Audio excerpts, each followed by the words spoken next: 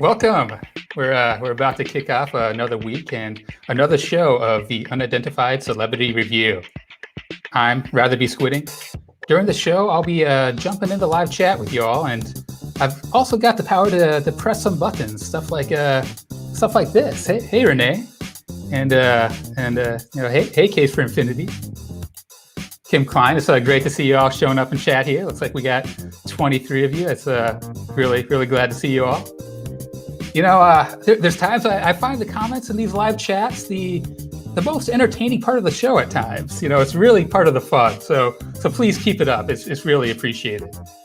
One quick tip though, if you're trying to put website links in the live chat, it'll look like your message goes through to you, but all of us, we see nothing. So if you do have something to share, copy the title of that webpage or a very specific phrase from it and tell us to Google that.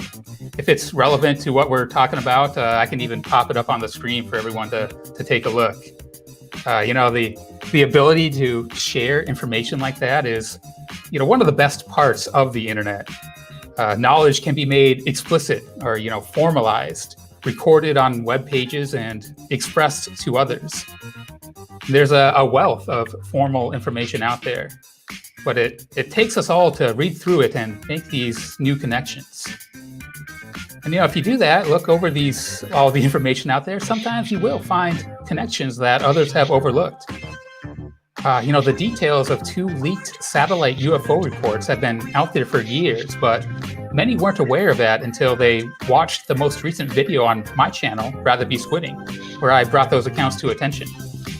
Head over there and subscribe sometime. I try to formalize and share as much knowledge as I can, but there's another type of knowledge that is much harder to nail down, and that's tacit or implicit knowledge. It's very difficult to express or extract that kind of knowledge. And it's extremely hard to transfer it to other people by means of writing or verbalizing. It's types of knowledge that is impossible to really gain by an all-night internet session.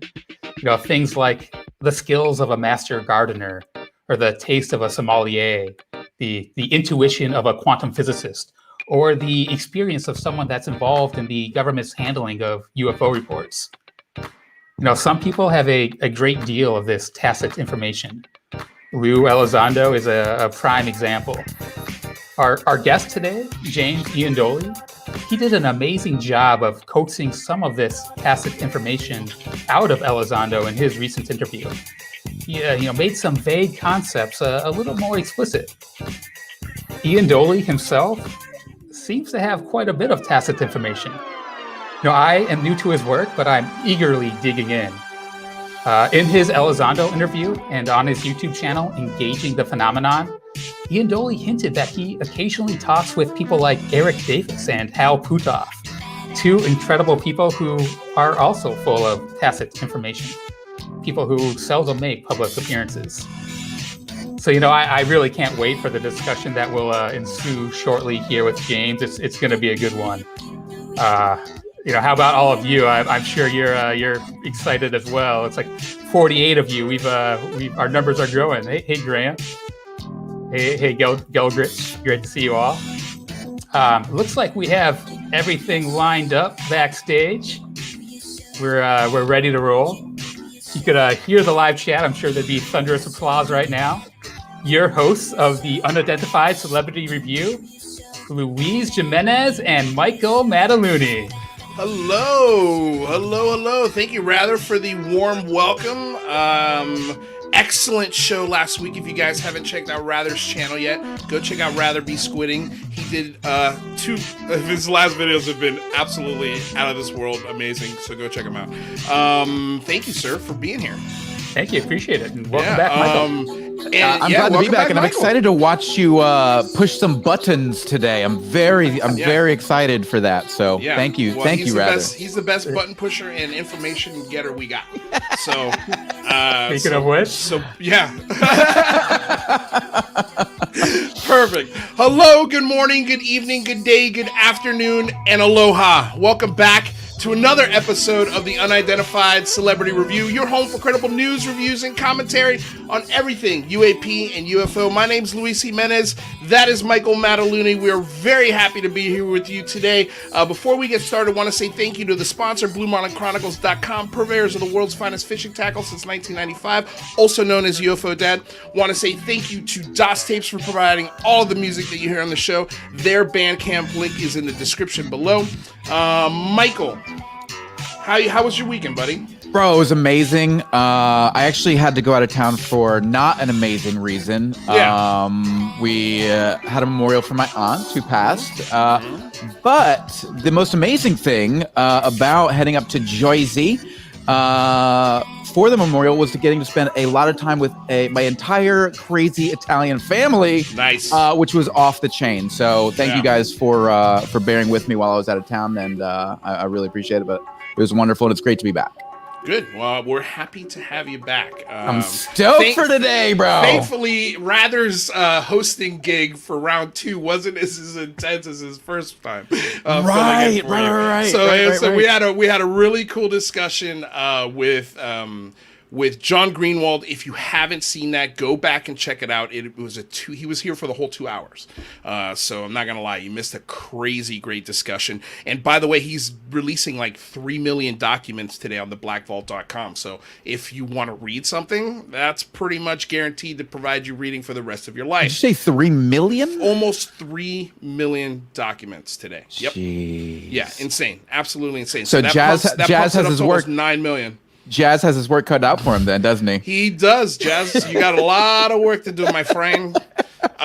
So today's guest, before we get started, I just wanted to apologize. I've been calling him James Landoli for months because I thought his first name started with an L. And let me tell you, I also started our relationship off with completely confusing him with somebody totally different. So when I was planning for the Big Phone Home, obviously I made a lot of mistakes, especially with names and accounts. So people have different account names versus their real name. So I had to learn which account belonged to which name. And with Engaging the Phenomenon and James Iandoli, I mixed it up with somebody completely different. But we got it straightened out. We fixed our lettering on everything right before the show. So thank you for reminding me, James. Without further ado, probably the sweetest man in ufology, Mr. James Iandoli. Hello, sir. Welcome to the show. Hey guys, how you doing, man? I don't know what I'm doing wrong, but I do not have a cool background like you guys. Dude, just ask and I will help you. Just let me know, dude. Anything, any questions you have on this kind of stuff, just hit me up, and I'm always willing to help. But it's not hard. We got some connections. But it's not about our background. It's about you today, yeah, James. Indeed it is. Indeed it is. But I appreciate you noticing it because we did put a lot of work into it. That's true. So James. And money. And a little bit of money. So gosh, man, first of all, it's so nice to finally talk to you face to face. We've had a lot of interaction on Twitter privately. I've done some videos for you when you reached out. I've been wanting to talk to you for a really, really, really long time because you have such... I feel like I've got so many questions about CE5, and the people I kept asking kept telling me, you got to talk to James. You got to talk to James. You got to talk to James. And then I go and look at your channel and I see what you're doing. And I'm like, yes, this is the perfect guy to talk to about CE5. And so I guess let's start with first, James, introduce yourself. If the people out there that are watching, if they don't know who you are, how you got started in this, why did you start your Twitter account and your social media profile? Like what inspired you to get going on this topic? Oh, wow. Well, a lot of people may know I got into this directly through contact and other, you can call metaphysical experiences. But that kind of goes to what my friend Exo Academian says. There's a point of convergence. So for me, the UFO thing was never a question. I always had, I guess you can say, strange experiences, and UFOs were right in there with them. And from a young age, I was investigating things like metaphysics and even UFOs. And actually, where I live in Westchester, New York, this was a hotspot. So there was something called the Hudson Valley UFO wave around the time I was born. So this entire area I live in, even though UFOs were fringe at the time when I was younger, you'd still hear people telling stories about their UFO encounters. And actually, J. Allen Hynek, one of the last books that he worked on, he co-authored it, was called Night Siege: The Hudson Valley UFO Wave. And I read that really early on. And again, it's about all these close encounters of all different kinds in the late 80s. And that book, I forget what year it came out, sometime in the 90s. So I had already been, reading stuff like that. But then what really got me to dive in, like, no looking back, I guess, like take it to another level, to take this subject extremely seriously, as almost like a life mission seriously, was that starting in 2007, I had a string of encounters of all different types. It wasn't just one experience that happened. There was several, and they were all kind of like in your face, no questioning that it was a UFO encounter. Right. And so from there on, I actually found Dr. Stephen Greer's work. And, I know he's a controversial character, but, Right. This is my story. Yeah. So I found his work first with the Disclosure Project. And I was like, how did something like this happen? Because I'd seen some of the Larry King shows before, but I had not seen stuff like this where, you had the Disclosure Project, and there were just dozens and dozens of high-level, military and intelligence and corporate witnesses that testified on stage under oath, basically, to their involvement with the UFO cover-up, or their experience in the U.S. Military and intelligence with UFOs directly. And I was like, how did something like this happen? I didn't hear about it, so I just went, head first from there. And then looking through all the Disclosure Project witness testimony and stuff, I found the CE5 work. So I started looking into that. And what caught me from the start was that when Dr. Greer was talking about CE5 and contact, first of all, I'd never heard somebody talk about contact like that before, in the way that he did, in the comprehensive manner that he did. And to me, that was parallel. I was like, this is exactly what I had experienced, the way he's describing it, the way that the contact happened and everything. So that was uncanny. Do you mind sharing like what that contact experience was like for you? Which one? I mean, just in general? Well, yeah. I mean, specifically, you mentioned that Greer, he kind of hit the nail on the head when it came to your experience. What he was explaining was what you had experienced. Can you give us an idea of what maybe one of the contact experiences you had that you were able to relate to when you were reading Greer? Yeah. So one of the experiences that happened, let me see which one. There's so many. Well, no, there's quite a number of them, and you're talking about before and then after, right? But before, before his specifically, work, right? I had this something akin to a near-death experience. It was a trauma-induced out-of-body experience, and it was identical to what you hear about near-death experiences. And there's a whole experience about that I really don't want to go into. Sure. But the following day, I'm just cleaning my room, thankful to be alive, basically. And all of a sudden, like out of nowhere, I have a voice that goes through my entire body. And it said, come outside. And within that moment, I instantly, I knew what was happening. I knew what was going to happen. I knew that it was, a UFO, basically, or, UFO intelligence. And so I ran outside, and it was something like a download, what you could call it. So I ran outside, and as soon as I get outside, I'm like outside my front door, and I just hear a humming, like a low hum, like vroom, vroom, vroom, slowly. And I feel this pulsing through my body, and I'm just electrified. I don't know how to say it. Yeah. And so I look up, and I didn't see anything. And then I move a little further because there's trees right above the house over here. And then as soon as I can see up into the sky over the trees, there was this craft that was like a hexagon. Its sides were kind of flat, but they were rounded. It wasn't like pointed. They were curved, but in six-sided.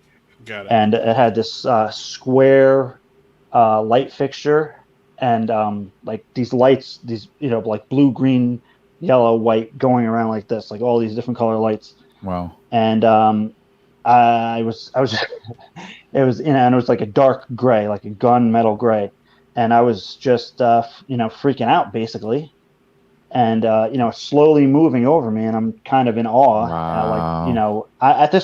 I'm not gonna lie, at this point I was questioning whether the car accident had affected my like if I'm hallucinating because I hit my head so hard, or what the case is. And I'm seeing it move, and it disappeared and then reappeared like about 1,000 feet ahead of where I was over this lake that was across the street from my house. And again, it's go over there and it's moving, and it has these lights spinning around. And I ran into my house to get my family members, because I'm like, this, somebody's got to see this, because I'm like losing my mind here, basically. So I run in, I grab a few of my family members. I said, hey, listen, I said, come outside. I said, they're here. And they're like, who's here? I said, just come outside. And sure enough, they came outside, and there were different crafts appearing and disappearing and moving along the sky like this, with the lights spinning around. And this happened for almost a half an hour. And the rest of your family saw it as well? Yeah. Yes. Wow. Yeah. And this is not the only time that my family was present for a high level contact event. Wow. Because with this download, it was like that. I could feel what they were feeling, if I could describe it. And I know, people might say, oh, it's a manipulation or somehow, and I don't know. I can't tell you yes or no. I didn't get that impression. It felt like what people say, like a mind meld, where your consciousness is merged with theirs in a way. And for me, it was like overjoyous. Like from the second that I heard the voice, and like I felt the voice almost in my body, is how I could describe it. And I was elated, and I'm calling all my friends after this, like telling them, you're not going to believe what just happened. And I'm really thankful that my family was there, because I don't know if I would have even believed myself after this if I didn't have several other witnesses. Let me just say, I can relate to that. The thing that really struck me, James, was the download. Because recently I've had something similar happen to me, but it was in the form of inspiration. And this inspiration I had no control over it. It was completely uncontrollable. It was as if somebody jacked into my brain, and all I saw was just images for 2 straight days. And to try and articulate that feeling to anyone was really difficult for me, because I'd never experienced inspiration on that kind of level. I mean, I've been inspired many times in my life, and I guess maybe I wasn't paying attention to how the inspiration was coming. And this time when it hit me, it was like a cold bucket of water to my brain. It's the best way I could describe it. And so when you say that, it rings so true with me. And so I just wanted to say, like, thank you for telling that story, because I'm sure that's not an easy story to put out on the table like that. It's not. And because people are going to judge you immediately for it. And so I just wanted to comfort you by saying, I've had this download experience as well. Yeah. And guess what? So has Einstein, so has Da Vinci, so has any of the great artists, minds that have ever existed, have all experienced this form of, I don't want to call it communication, but interaction. This idea that, inspiration is not coming from you. It's coming from something else. What that is, hey, we can sit here and theorize and speculate about it all day, and it gets fun. So I just wanted to share that with you and just say thank you. That was a killer story. So how did? Well, go ahead. Well, I was just gonna say, so the kind of telltale sign of contact in my experience, and what makes CE5 unique, or what maybe Lou Elizondo and Hal Puthoff would say cognitive human interface, right? Is that correlated with that consciousness aspect is a close encounter.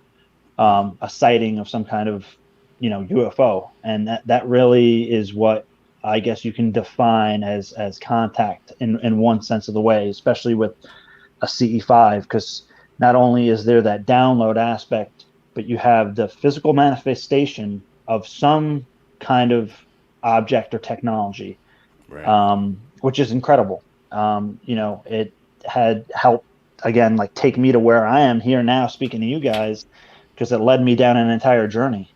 Yeah. And, one of the most fascinating things about your story, and you just pointed this out, and I think it's worth mentioning again, is not only did you have this sort of close encounter consciously, right? You experienced some sort of telepathic, or you had some sort of experience where you were being engaged, and I now know why you titled your podcast what you titled it. Yeah. But that being said, like, you not only did you have that engagement, but then you had a physical manifestation, which was then seen by other people. And I think that's one of the most rare things about your story that I'm hearing, is because, I've had psychological experiences where I felt in engagement with otherworldly or other sorts of consciousness before, similar to Luis, but I've never had a physical manifestation of that conscious connection. So the fact that you did, and you had a third party that was involved, is fascinating. Yeah. Several other people. Well, real quick disclosure, team over in the UK is in the chat, and he said it's great to see you, James. It's great to see James on with you guys. And also, I just want to say hi to Case for Infinity, and Undead Gaucho was also in the chat. Oh, nice. And MP sent $20. And he said, thanks for sharing your experience with us, James. I don't know if I would have told anyone else without my family as a witness. I mean, do you agree with that? If your family didn't see this, do you think we'd be having this conversation today? Maybe. I mean, yeah. I can tell you another one where I was the only witness to it, but again, that really empowered me, right. to know, like, these other people saw these other events, and I talk to them about it from time to time, but at some point I really want to ask them, like, how did that transform you in any way, or because these are all very close family members, and right. Well, have any of them started a podcast or anything? No, but they completely support what I do. I'm sure. And they like, if I come to them and I tell them something, they trust that I'm well informed. But they know how seriously I take the subject as well. Well, let me ask you this, because that's your family when you were a kid, right? So you're a child, you tell the family to come outside, or younger? This was younger. So 2007, I'm 20 years old. Okay. All right. So a young man. But that was the first time when you were 20 years old, when you had this accident, something crazy happened. The next day you see this phenomena, you call the family outside and they see it, right? Yeah. So let me ask you this, and maybe this is too personal. If it is, don't feel like you have to answer it. Yeah. had you met your wife when that happened, or did you meet her after? I met her shortly. Well, no, here. Well, I had known her, but we weren't together yet. Got it. Because the reason why I'm asking is because, dude, I know you're a family man. You're a husband. You've got kids.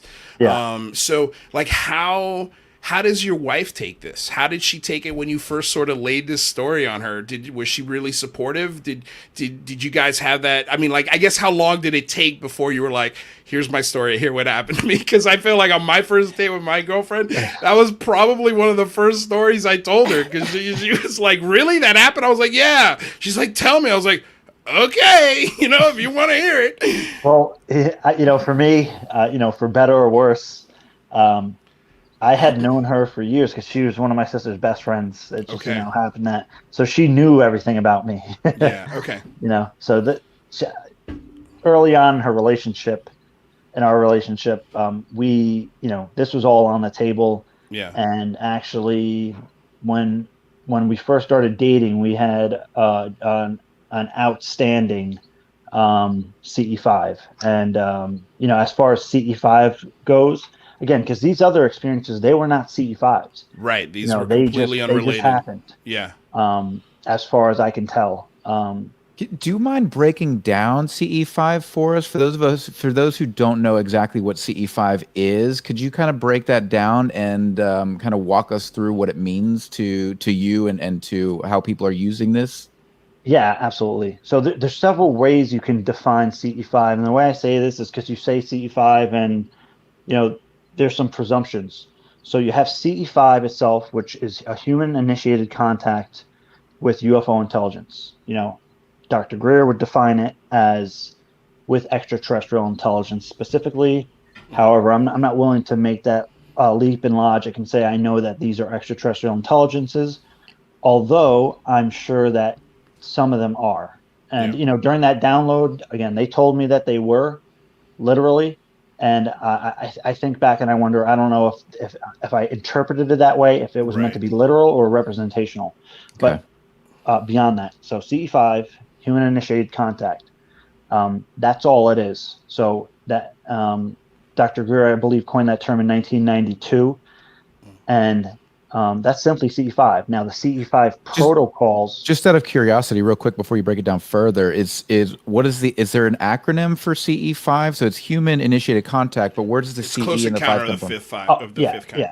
Yeah, close encounters is the fifth kind. So it was, it was added scale to Dr. J. Allen Hynek's contact scale, close encounter scale. Close encounter of the fourth kind was added on.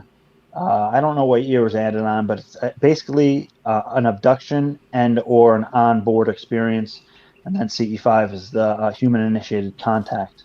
I have a feeling, it could be wrong, but I have a feeling they added the fourth kind around Whitley Strieber time period. It could be. I have a feeling. I think I'm wrong, but it's something about that rings familiar. But anyway. Yeah, it's very possible. Yeah. So CE5, close encounter of the fifth kind, and then there's a protocol. Yeah, right. and then there's the CE5 protocols, which CE5 in itself is not limited to the CE5 protocol. So if I go outside and I just sit there and I say, please, UFOs come, I'm not following the CE5 protocols because I'm not following that methodology, but it's a CE5 nonetheless because it's human initiated, right? Got it. And then CE5 protocols were developed by Greer?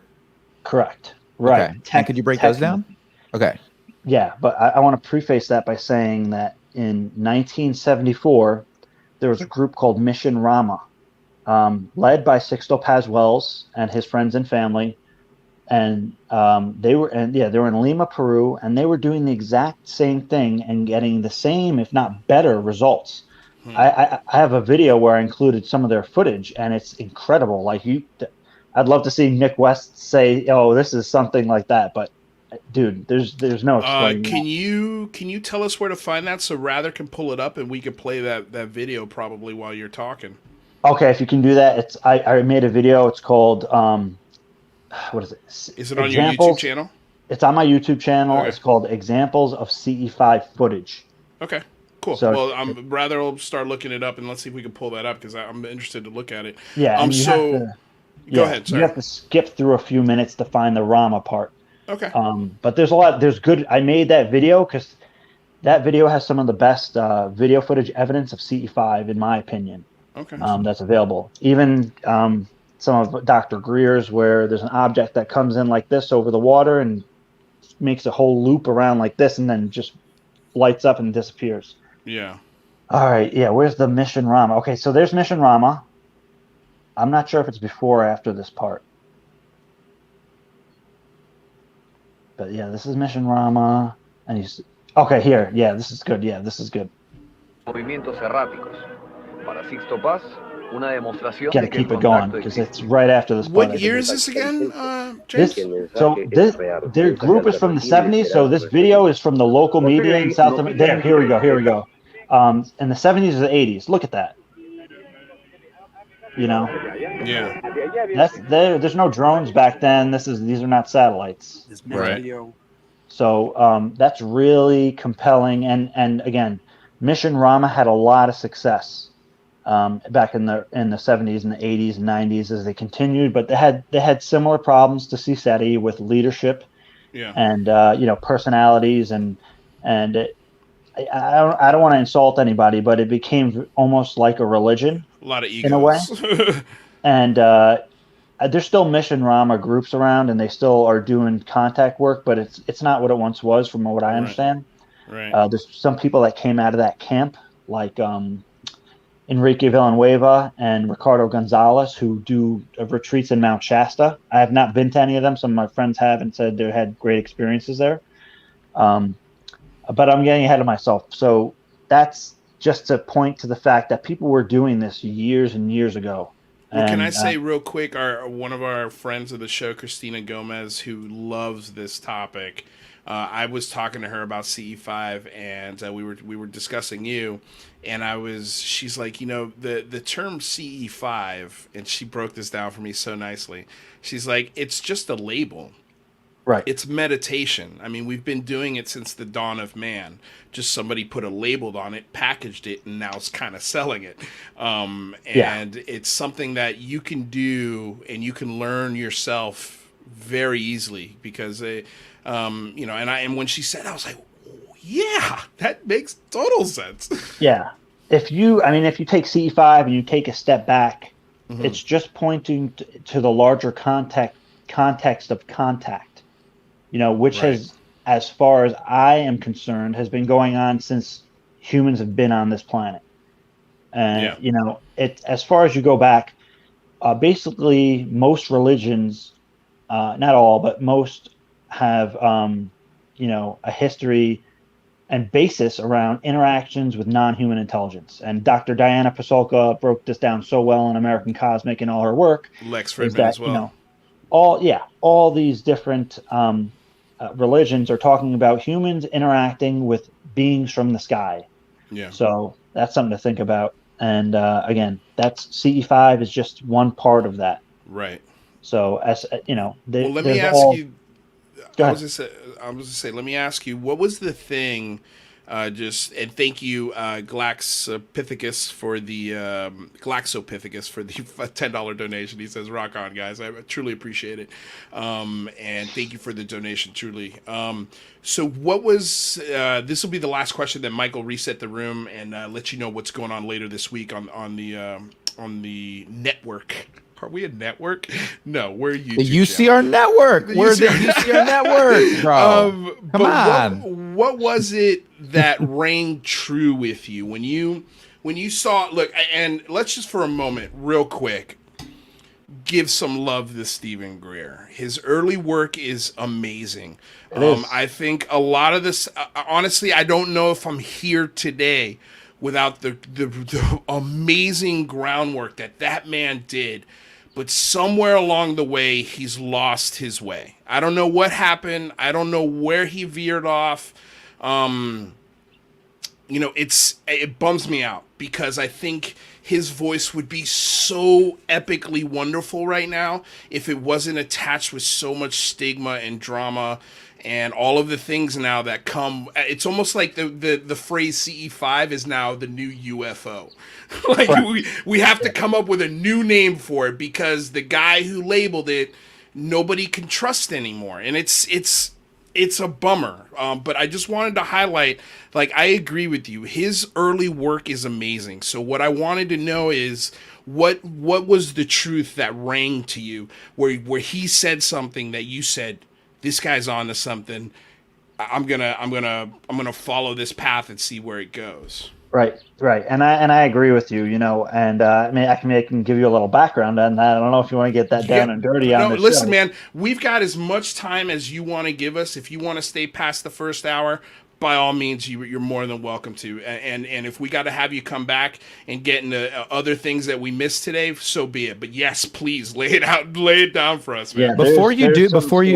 Yeah, before you do that, I just want to quickly reset the room. So don't worry, guys. If you are here and you are excited, we're not going anywhere. James Iandoli is staying with us. He's the host and creator of Engaging the Phenomenon, as well as a researcher and field worker specializing in UFOs and related phenomena such as CE5, consciousness, and more.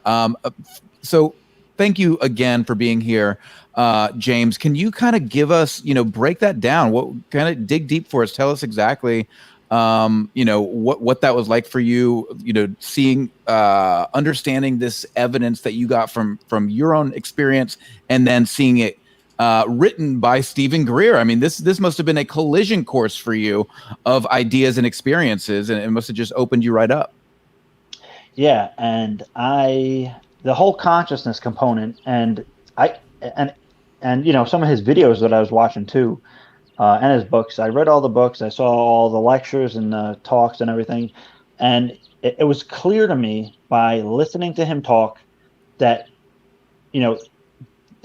he had to have had experienced it to describe it in that way. There's no, the nuanced details of how contact happens and everything he had nailed. So the guy for sure did have genuine contact. And actually, CSETI turned into the Disclosure Project because the intelligence people were very interested in what he was doing. None of them will admit this now, but if you go back, and the whole story is that John Peterson, all these people will rescind him now. You can't mention his name to any of these people. Right. They'll just deny it and whatever. But John Peterson was the one who set up the director with CIA director James Woolsey and Dr. Greer, and he didn't do that because he's like, oh, I wonder what this guy knows. No, they sent people out to CSETI expeditions, and there was actually one in Florida where there was some Navy guys from a Navy base who went to the CSETI expedition in, I believe, 91, 92, and they had some genuine stuff. There's still a video of the event, and the event was in the paper the next day, where these three crafts came in and were kind of moving around, and they formed themselves into a perfect equilateral triangle. And if you watch the video, you'll hear a guy say, "Holy damn hot shit!" and everybody is just like having a blast. But there were military and intelligence people at that event, and they reported back to their commander, which was Commander Will Miller, and he was a naval commander, and he showed up the next week at Dr. Stevens Greer's door and said, "Listen, I'm going to help you." And he started arranging meetings very quickly for Dr. Greer with very high-ranking people.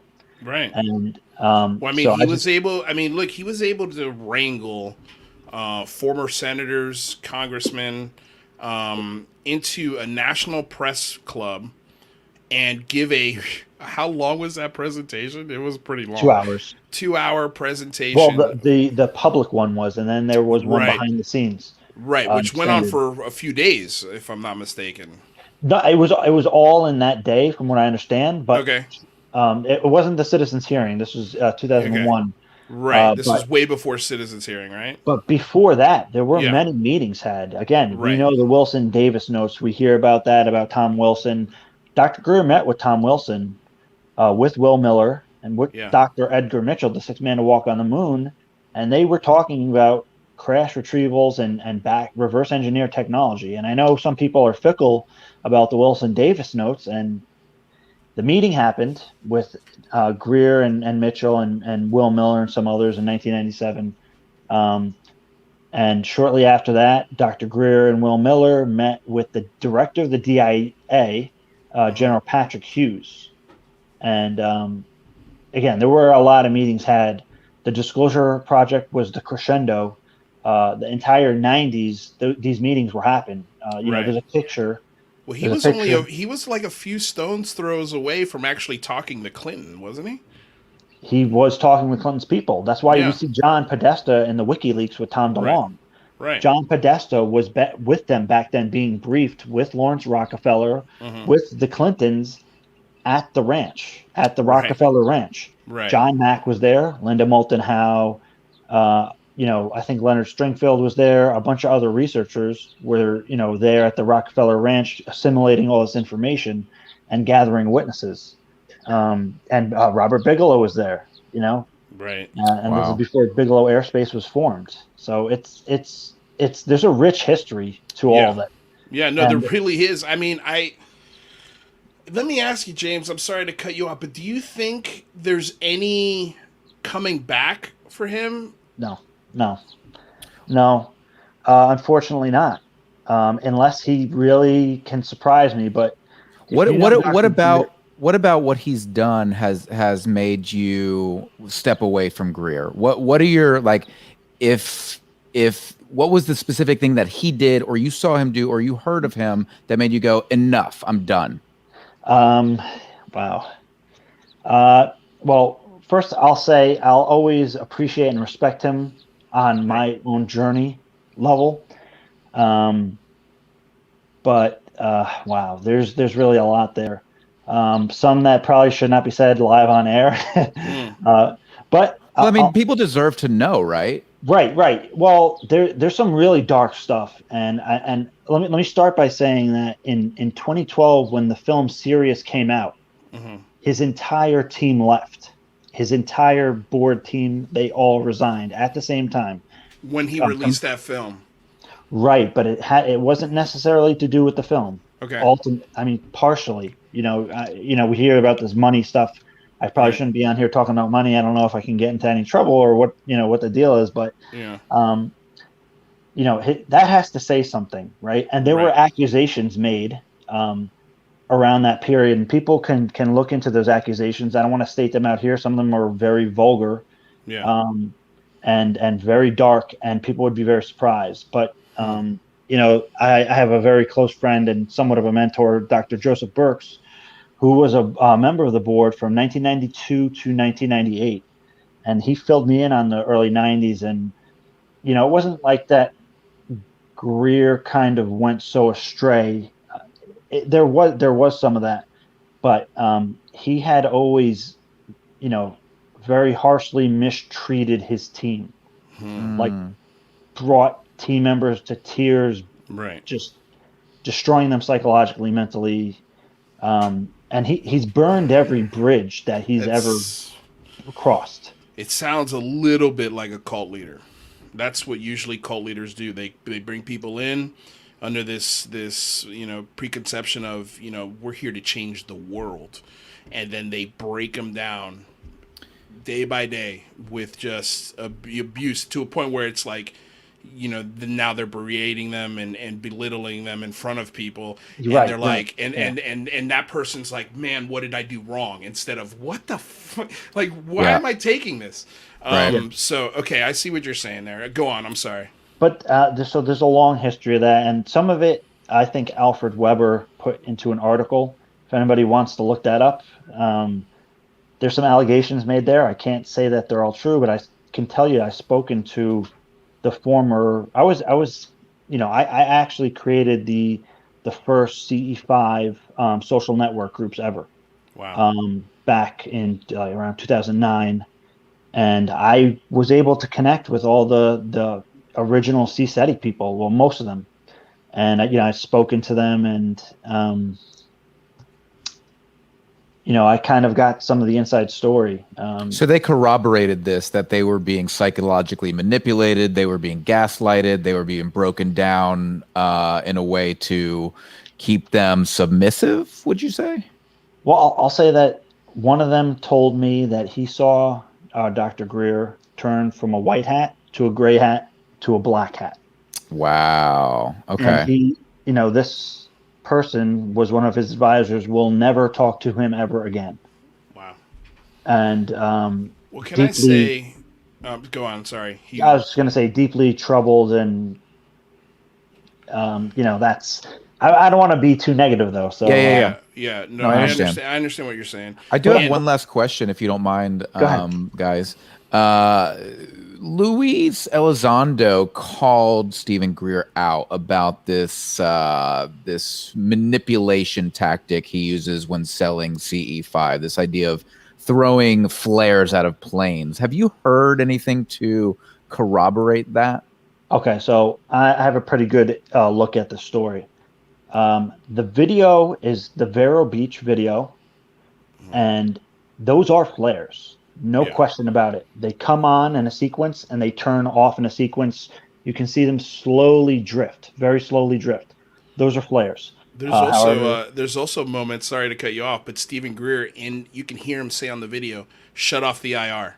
Because he doesn't want anybody looking through IRs. Because if you look through the IR, you'd be able to tell real quick it was a flare dropping. Right.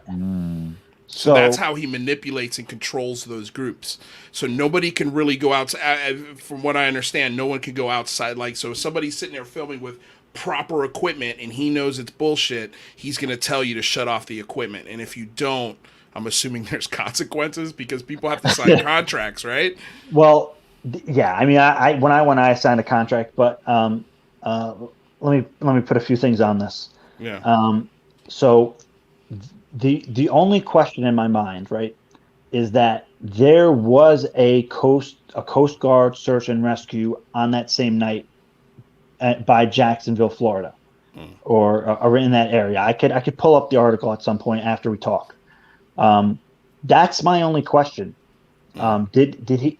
Is this from a search and rescue, or again, were these flare drops? There's no question it's flares. There was also, I don't know if you know this as well, but somebody had tracked all of the flight data from that day. Oh, and yeah. There was a plane that took off from that beach, essentially, went to that exact spot, turned around, and came right back at that exact time. And it was like, it was a contracted pilot, and I guess somebody paid him, to drop some flares. And he wouldn't talk. Like, he was like, I took my money, I signed my contract, and I did my business. But, man, if we could FOIA that, I think that would be sort of the nail in the coffin on that. Well, and James, I hate to like, and it's never fun, especially when, you first connected with Greer. He was the one who, like, connected you with being able to trust yourself almost, right? Like, he gave you the confidence to trust yourself because he was speaking directly to your experience. And I think it was more that, I didn't, as dumb as it sounds, I never had those experiences and said, oh wait, let me contact them. So that was him on my journey. He put out the idea, oh no, you can actually be proactive and not just sit back. You can do something with this, and that's what I did. I created the initial groups. I networked. Now the group's at 30,000 people now, and I've connected and helped people start teams for over a decade now, and shared information. And even on those groups for many years, I've told people, you don't need to go to a training. You can do this. We'll help you do it. We'll provide you the information. You don't need to go to a training. And I know the majority of people that are doing CE5 now have not been to trainings. And that's what I wanted to point out. And that's what I wanted to appreciate you for. And that's why I know it's difficult to talk about Greer and what he's doing now. But the fact that, the last thing disclosure needs is more cults, right? And so being able to speak out about this, and it's a very difficult line here, right? Because we're talking about conscious engagement with the phenomenon, right? So it's very easy for that's a slippery slope, and that can get to a very dangerous place if we're coalescing around this idea in a cult kind of way. And so I just want people to know, it's how valuable it is what you're doing, because you're teaching people to step back. You don't need to be financially, psychologically, or emotionally manipulated to delve deeper into this topic. And I think that's the most important thing that you're doing. So very, very much appreciated, sir. Well, thanks. And that's one of the shames is that, Dr. Greer has basically dragged the CE5 term through the mud, and now nobody wants to touch it. Right. And they're throwing the baby out with the bathwater there. And I actually made a video on this called the CE5 stigma. And I talked about 4 major points of why people are turned away from CE5 instantly without even investigating or trying it. Right. And that's because of Dr. Greer. Again, he had done such a good job in the early days communicating this in a way that was kind of not as kind of groovy, I guess you can say, as the contactees of the 1950s, who were kind of like really out there, new agey. He brought a more kind of centered approach to it, but then again, he spoke with conviction. Like, I remember his first, like, listening to him speak the first time, I'm like, who is this guy? The guy's intelligent. Yeah, he's intelligent. Like, he's talking to Rockefeller and the Clintons. Yeah. And then you got Stan Freeman there, and Stan Freeman's like, yep, like, this is, and I'm like, where did this guy come from? And the guy who's borderline genius and yeah. I'll just say it like that. Like, literally, he has a lot of trauma and personality issues. Okay, you reminded me of something. So the film that he released in 2012, Sirius. Okay, the one with the little alien, right? He claimed to be an alien. Turned out it was not. So the moment that struck me in that film was when he was doing a confessional into camera, and he's talking about this, and he starts to get insanely emotional. It brings him to tears. Yeah. And the first thing that struck me was, this guy's had deep-seated trauma. Something bad, really bad happened to this guy. That was my first gut reaction to when I was hearing him speak and listen and watching his emotion come through. I was like, oh my God, this might be a trauma-induced reality that he's made himself. And to get control of that trauma, he's created this monster. That's a good way of putting it. That's kind of what I was like, wow, okay. Because he has like a kind of Jekyll and Hyde. Right. Because, I mean, when he's out in the field and you're in the field with him, because I've actually been out there with him 2 times on 2 separate events, and genuine things did occur. Like things you couldn't, I can tell you about one in a minute if you want. But I also did a video on that called My CSETI Experience. But when he's out in the field and doing the meditation thing, he is that. He is eloquent and gentler and all that. But then again, you're walking around during the day and during the lectures and stuff, and he's this kind of bizarre character.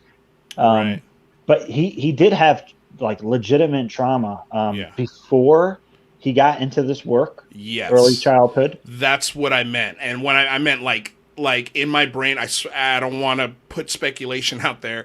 I mean, this is or rumors. This is just what my gut instinct was. It felt like he was sexually abused as the kid. That kind of drama. That could be, and I wouldn't doubt it. He doesn't write about that in his book, I don't think. No, I'm sure he'd know who would. Right. But he talks about some childhood trauma in his book, Hidden Truth, Forbidden Knowledge. But just to be on a more positive note here. So the first event I went to was in 2010, and I actually found out that Reuben Langdon went to the same event. And he's one of the guys who put together the Citizens Hearing on Disclosure. Right. And I had no idea. To talk to Reuben Langdon, by the way. He's an excellent dude, man. He Yeah. does the voice of Dante in Devil May Cry Yep. and Ken in Street Fighter. Such a cool dude. Yeah, he's also worked with James Cameron, dude. The guy Yeah, is a yeah, legitimate. Yeah, I'm dying to talk to that guy because I want to talk to him about the citizens hearings because I've been watching that for the last month. So epic. It's epic. It's epic. But man, I've got some critiques. I've got some ideas on how to streamline that. I want to hear that. I want to hear that when you talk to him. For sure, for sure. But so he was at that same event, which is funny. Yeah. But, just on the first night, I'm asking, the intelligence or whatever, and I'm saying like, okay, if this guy, because this is the first event I went to, if this guy is the real deal, show me, prove it to me, basically. Right. And maybe like 15 or 20 feet away, there was a ruby red orb that appeared just like 10 feet above the group, like close. Wow. And it seemed to me like it was like impressed upon reality. That's the best way I can describe it. It was like a scintillating ruby red orb, almost the size of a basketball. And I didn't say anything, and I'm looking around, and nobody else is looking at it, and I'm like, what the F is this? And then it disappeared, and I'm like, okay, maybe I'm thinking things in my head. My brain's playing tricks because I want to see something. Right. And 30 seconds later, Greer circled the same spot with a laser and said there was just a ruby red orb there, and I was like, okay, that was my confirmation, because it was apparent to me the entire group didn't see it.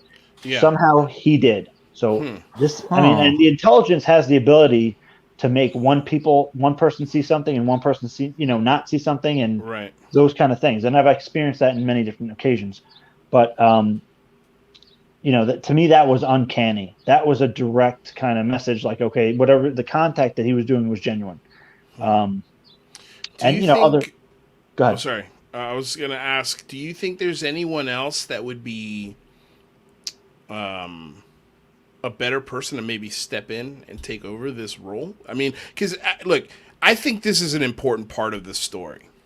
This is not a session to bash Greer followers. This is not what we're trying to do. I'm trying to get a genuine understanding of CE5, because the more I dig into this topic, and, I started the channel a year ago, I've always been fascinated with this, but the subconscious aspect of this phenomena is really the newest part for me. And again, like when I kept talking to people about CE5, your name kept coming up over and over and over again. And so, like, I'm wondering, are you still active? Do you still participate in CE5s? And if so, I mean, who would be a good person to sort of pick up the mantle on this and continue the work in the way that it should be done? I vote for James. I mean, obviously, that's what I'm kind of hoping you say, but I'm curious if you have any ideas. Do you think it's, or is the name tainted and it's unsavable? There might, and I spoke to Project Unity Jay actually earlier today. We discussed this in my podcast. He's in the chat. Yeah, we may very well need to rebrand it. The UFO UAP thing, that might need to happen. Yeah. But regardless, even with that new name, I think what needs to happen is a decentralized kind of group effort. And I can't speak too soon about it, but there are things going on in the background where there might be something that leads to something close of a legitimization of what CE5 represents. Do you think there's a way to bring this towards a scientifically rigorous process? Like, how would you do that? It might be getting there. It might be getting there. I can't comment on what I know about that, but there are things that are moving behind the scenes that might be happening. Well, throw away what's going on behind the scenes, but like, what would you do? How would you study this in a scientifically rigorous way? Like, can you give us any recommendation? Where should we go? I mean, you'd have to throw away all the assumptions. You'd have to break it down to the bare minimum, right? You can do a process that results in anomalous phenomena occurring in the approximate area, right? If there's a guy named Rob Freeman, he has a series coming out on Tubi and maybe some other places. It's called Making Contact, and he has just like this what they call the weapon of mass detection. I don't think he told me the price, but it's definitely over $100,000 worth of equipment on one tripod. Yeah. You have all these different. Yeah, it's insane. He has all these different ways of detection. So I mean, that collecting field work footage is one thing. Some of it, I think they'd probably want to take like EEGs and stuff like that, but you have to do that inside and stuff. So I don't know if you can do that while you're outside observing these phenomena. Right. But there's definitely people that if you approach the right way and brought this to them, they could that are in these different like academia and scientific arenas, where if you brought to them the concept, they could put together an experiment. Yeah. And Right. If they're willing to entertain it. There are. There are. I mean, I feel like you can find some guys in the SCU that would be willing to entertain an experiment like this. There's no doubt in my mind. Because if they could do it for remote viewing, correct. They can do it for this. And the thing about contact work, CE5, cognitive human interface, is that it does one better than remote viewing because there's a tangible factor to it. Right? Like remote viewing, you can document it and say, okay, hit, percentage rate. And they do different things to see like, oh, the person actually received the information in advance and stuff like that. They've done great work. The Institute of Noetic Sciences and Dean Radin, and they've done some great work. But with the idea with contact work is you have objects physically appearing that you can document. Right. So, in my opinion, you can prove the idea of CE5 and contact in a more definite way than you can even prove remote viewing. What do you think of Jacques Vallée's idea that the UFO phenomenon is sort of a thermostat, it kicks on when we're approaching this kind of potentially destructive aspect of reality, right? So we're playing with nuclear energy. We're doing things that are interrupting potentially the very fabric of reality. Do you think that this phenomenon has something to do with that? That it's emboldened or it's summoned by dangerous human activity? Let me put it like this. I can't discount that, but the way I look at Vallée's work in general is almost, I don't want to say metaphoric, but I kind of use some of his work as like an exercise and thinking processes. So, I think like bigger picture, like consciousness level stuff beyond, individual units of intelligence, that could very well be the case. Like somebody said, I talked about the simulation hypothesis, and they said, yeah, that we're in the simulation hypothesis and the UFOs are the admins. That's kind of the idea, right? Yeah. You know what I mean? But so, I mean, I do think that the UFOs represent a literal intelligence of individuals like you and me. Like they have their own lives. It's not just some kind of program. These are individuals, but on a higher level, right? We're all kind of programs in a sense. We're all individual units of consciousness playing part in some game, and that's their part. But again, I'm saying that's like much bigger picture. If you look upon layer upon layer upon layer, that would be kind of like the design of reality level stuff. I do think that the intelligences are individuals, and they have consciousnesses like sentience, like me and you, and they have whatever they do, their own kind of home and that kind of thing. I think that at least some of it. Because again, we're talking about different intelligences, so maybe some of them on like a higher dimensional realm, if we can call it that, as to our understanding, are more conscious of the role they play. Correct. Yes. Exactly. Like the beings that would be like a light being, right? Something like that, I think, would be so advanced and so close to source, if you can say that, that they're well aware of kind of what their role is. It's fucking great. Yeah, I love it. Man, I want to talk to you forever. I know, dude. About the CE5 stuff, I can go on about the CE5. Do you have to go, or do you want to hang with us? Yeah, I can hang for a little bit. Okay. Okay. So, all right. So, Michael, reset the room. We're gonna get James Iandoli to hang for a little bit longer. This is gonna be great. Because we were gonna go in the second hour. We were gonna talk about Christopher Mellon's list of demands, which I thought was very interesting. But yeah, Mikey, reset the room, and I'm gonna tell everybody what's coming up later in the week. Yeah, absolutely. So for those of you just joining us, we've got James Iandoli here.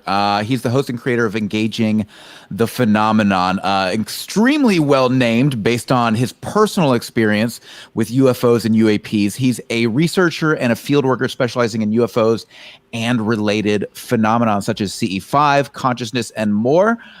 He could go for about five hours on CE5 if we wanted to. Easily, he says. So real quick, also just want to let everybody know that to tune in this Wednesday, we got Erica Luce coming on at 4:00, and then later on in the week, we've got actor Robbie Ramos from the new show Heels, which is all about wrestling. It's going to be on Stars. He's a friend of mine, so we're bringing my actor friends and comedian friends back to the show to make the name of the show make more sense for people, because it's an unidentified celebrity. This guy, nobody knows who I am. It's a joke. So we've got that happening on Friday. Also, just want to remind you guys, please subscribe, share the channel.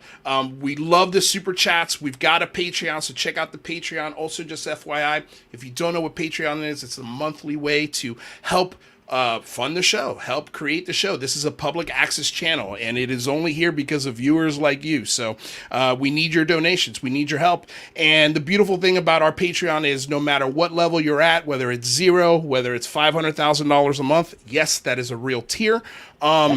You get the same access. Nobody gets special access. Nobody gets a show early. Everybody gets the same show at the exact same time. So that's the beautiful part about the show, is it's for everyone, no matter what your level of support is. Yeah, we put a $500,000 tier in there because you want to know something, James? You never know. You never know who may want to fund this show forever. Anyway, somebody may have the guts. Somebody might have the guts. Go somebody check it out. might have the guts. So, okay. Well, let me real quick. I just wanted to remind people tomorrow, if you're not Singularity Lab. Yes, Singularity Lab. So if you're not subscribed to the Singularity Lab, make sure you click the link in my description. All you got to do is click my Linktree and then click on the Singularity Lab to subscribe. Click the bell, because we're going to be going live tomorrow at 7 p.m. Eastern Time with Graeme Gauthier from The Expanse. If you're a fan of the show The Expanse, it's an incredible science fiction show. It's built on conspiracy and humanity as they move through and colonize the solar system. So if you want to check that out, all you got to do is click the link. Come see us there. We're also going to be meeting with Peter Leiden on Thursday at the Singularity Lab, who's a futurist who just wrote an extraordinary manifesto about the future up until 2050. So if you want to check that out, all you got to do is click the link and subscribe now. And you know what we're also going to do? We're going to bring on Rather Be Squidding. He's a UFO enthusiast and researcher. He has his own YouTube channel, Rather Be Squidding, that focuses on cutting-edge science, technology, and UAP news. And he's also a producer and co-host of the show. So, Rather, we figured we'd bring you on here because I'm sure you've probably got some burning questions for James. What I'm going to do is I'm going to step out for 1 second, just refill my Arizona iced tea, and you guys take it away. I'll be right back. Yeah, no, I loved your recent interview with Elizondo, James. We haven't touched on that at all. I don't know if maybe we could pivot to a couple questions on that, but potentially. Sure. Yeah. Let's.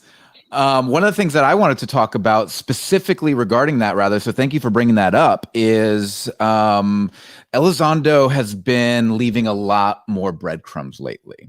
And I think it's so fascinating to kind of watch what he's doing and kind of extrapolate on it. So I'm very curious, after you had the conversation with him, some of the things he's been talking a lot about are things that we've been talking about in this conversation.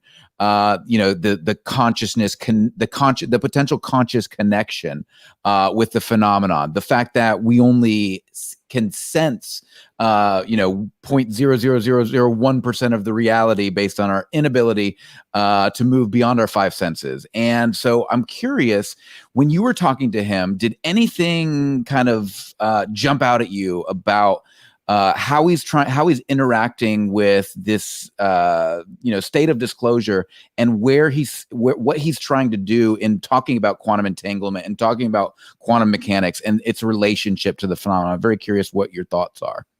I mean, if you look on the ATIP slides, it says something right on the bottom of slide 9 where it's saying, I forget the exact quote. Let me see if I have it here. It says, "What was considered phenomena is now quantum physics." Right. So yeah, that's at the bottom of slide 9. So right there in the gray, right there in that gray bar. What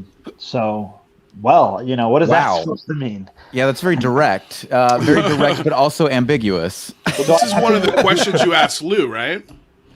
Well, I asked. I was going down the slide saying, "What does this mean? What does this mean? What does this mean?" Because these were the briefing slides that ATIP had that leaked out in a kind of funny way. My friend, Twitter user Jay, the infamous Twitter user Jay, found them by accident on Chris Mellon's website and downloaded them, put them on UFO Twitter, and including Lou Elizondo's resignation letter was also on there, and that caused quite a stir. Wow. Yeah, those are some great. The next day, Chris Mellon's website was shut down. I was like, maybe we weren't supposed to do that. But I think some of the information was taken down because Alex's name was in there, and we didn't want people to know who she was, Alex Dietrich. So right. the information was taken down. We kept that to ourselves because we didn't want to out her. We felt that was wrong. So good for you. Yeah, it's just not right. And there was one researcher who tried to capitalize on it and thought like he was getting the big scoop, and he put out a video on it, and I was just really disappointed. And we all spoke to him, and he was just, it was for the clicks. Right. And it's so unethical. I mean, you're the man, James. Can I interrupt for 1 second and just quickly say,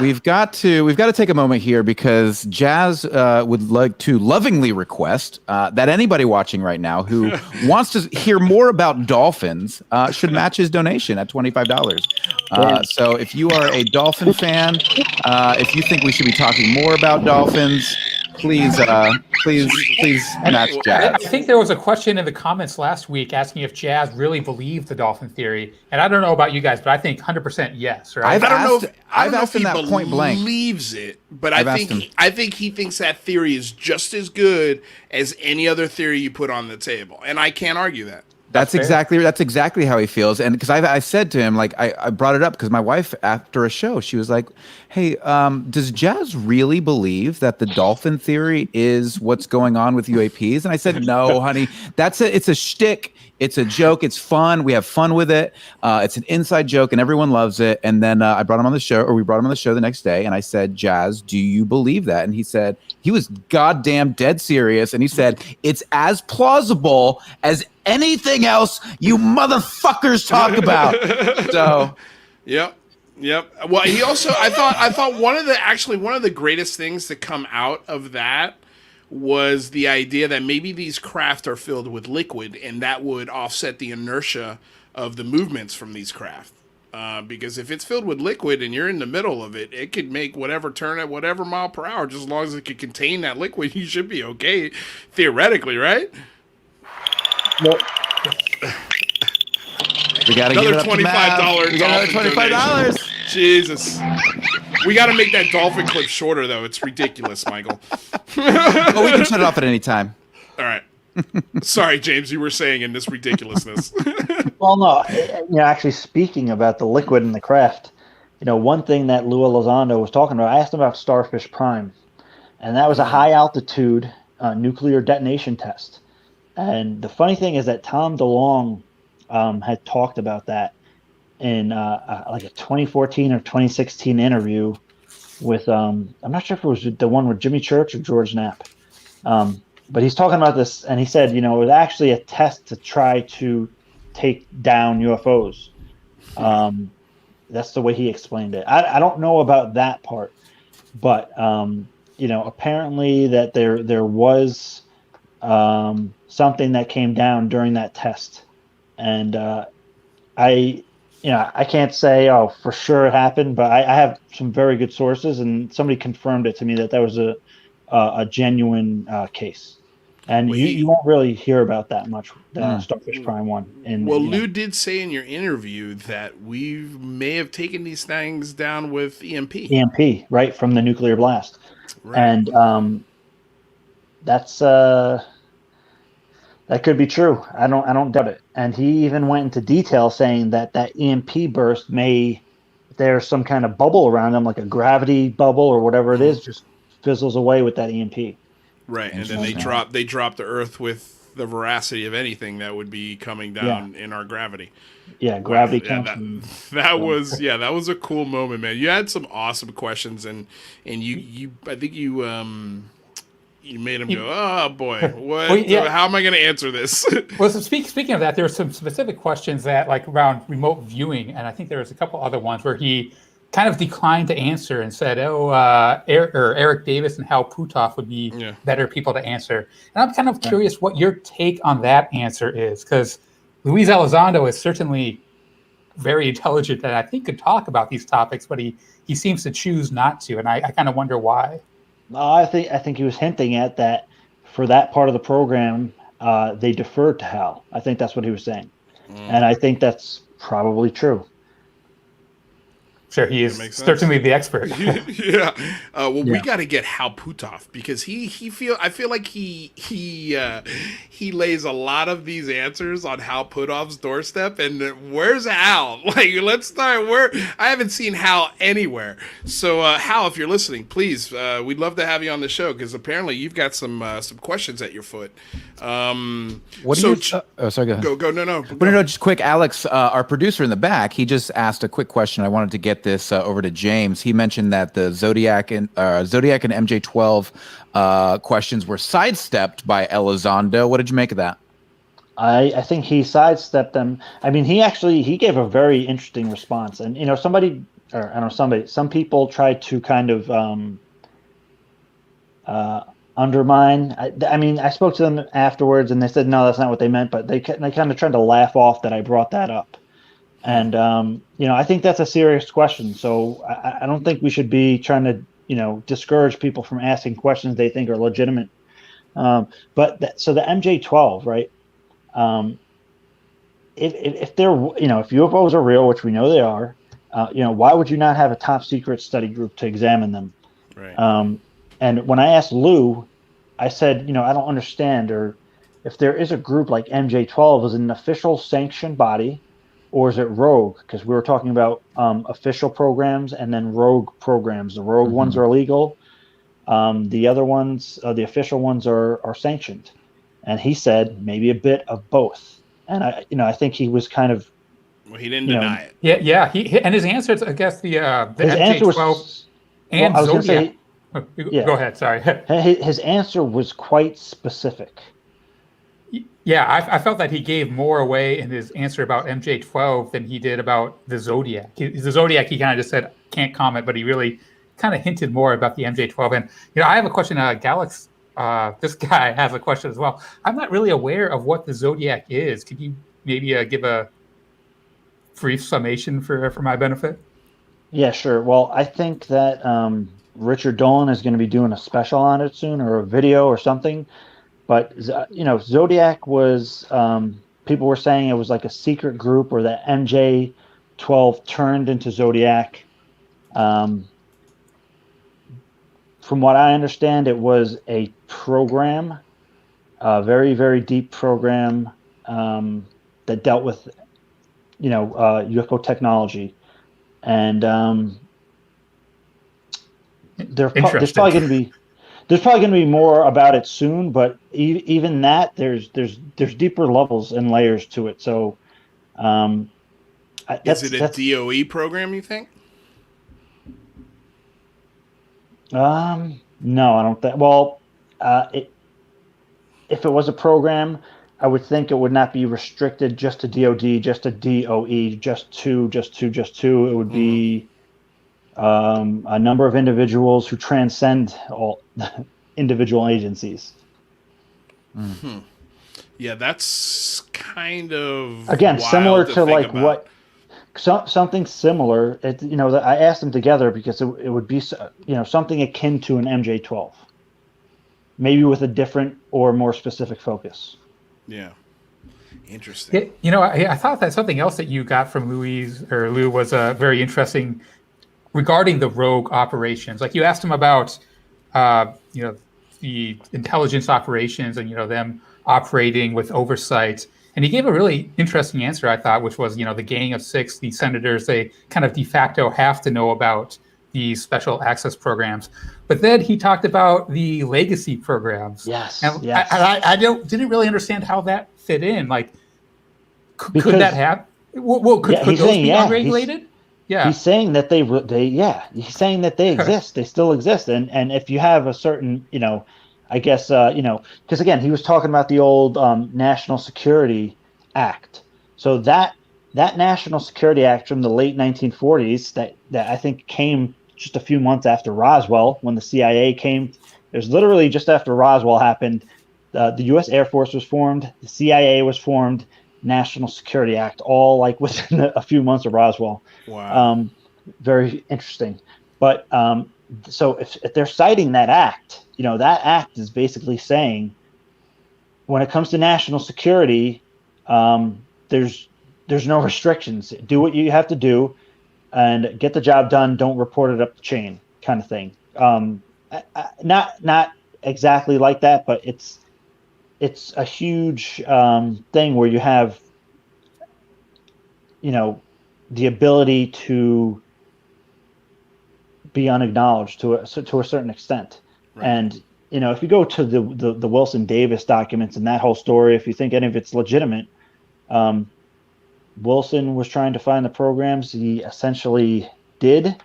And when he tried to speak to the higher ups, like these people on these high committees, like the Gang of Six or Gang of 12, if this guy was on there, the individual that he spoke to said, if you want to keep your 3 stars, back off this one. And he did. And 2 years later, he became the director of the DIA. I don't know what Wilson really did after that point. I think the Wilson Davis documents are legitimate. I have a lot of reasons for that. I mean, I don't know if you want to get into that whole mess. That's a whole. But again, somebody showed these documents to Richard Dolan in 2006, right? They only leaked in 2018 or 2019, I think. So when they came out, Richard Dolan had seen this in 2006, and he was shown 2 pages by a NIDS member. Okay, this was a NIDS document. So people that are saying this is fabricated, so why was this document fabricated 13 years before it was leaked, shown to several researchers? There's other people who have seen it that you would say are some of the most credible people in this business, maybe a reporter, that they're not going to talk about it, but they were shown it back then too. So, and Eric Davis hasn't denied it. He hasn't confirmed it, but he hasn't denied it to my knowledge. He actually, right? he in a roundabout way, he confirmed it when he was on the New York Post show with Stephen Greenstreet.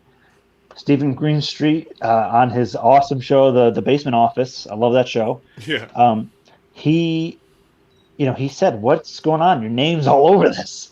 And then you see Davis. He's like, they came out of Edgar Mitchell's estate.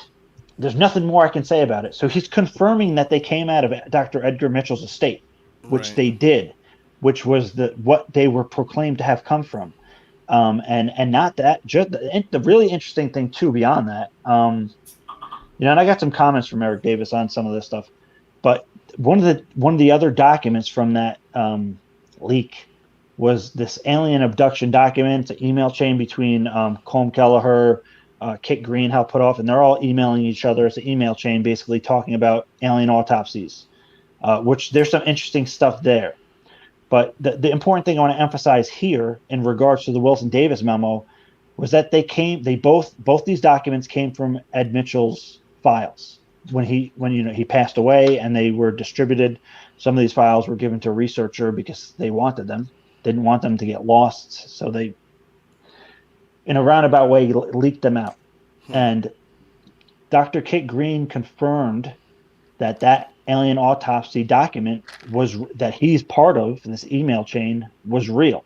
No questions. Yeah, he said yes, that was a real thing. It was a real NIDS document and memo, and so you have Ed Davis saying they came from the Wilson, from the Ed Mitchell estate, and you have Kit Green saying, yeah, the alien autopsy one that I was involved with, that's 100% real.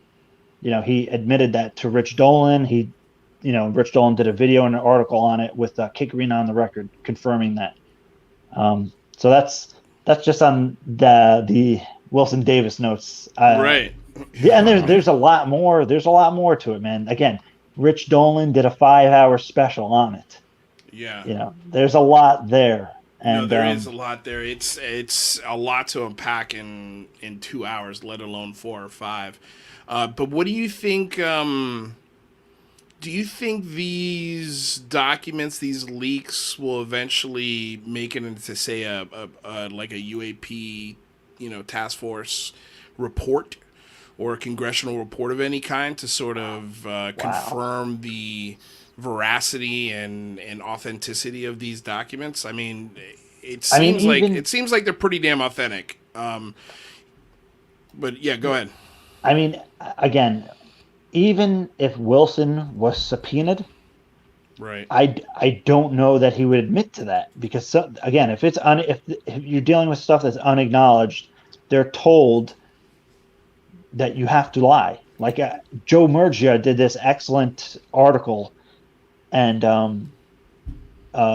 he did a whole, I forget like how many thousands of words are in this thing, but Joe Murgia, the UFO Joe, right. UFOJoe.net, he did this huge article on it. One of the best articles written on the Wilson Davis documents.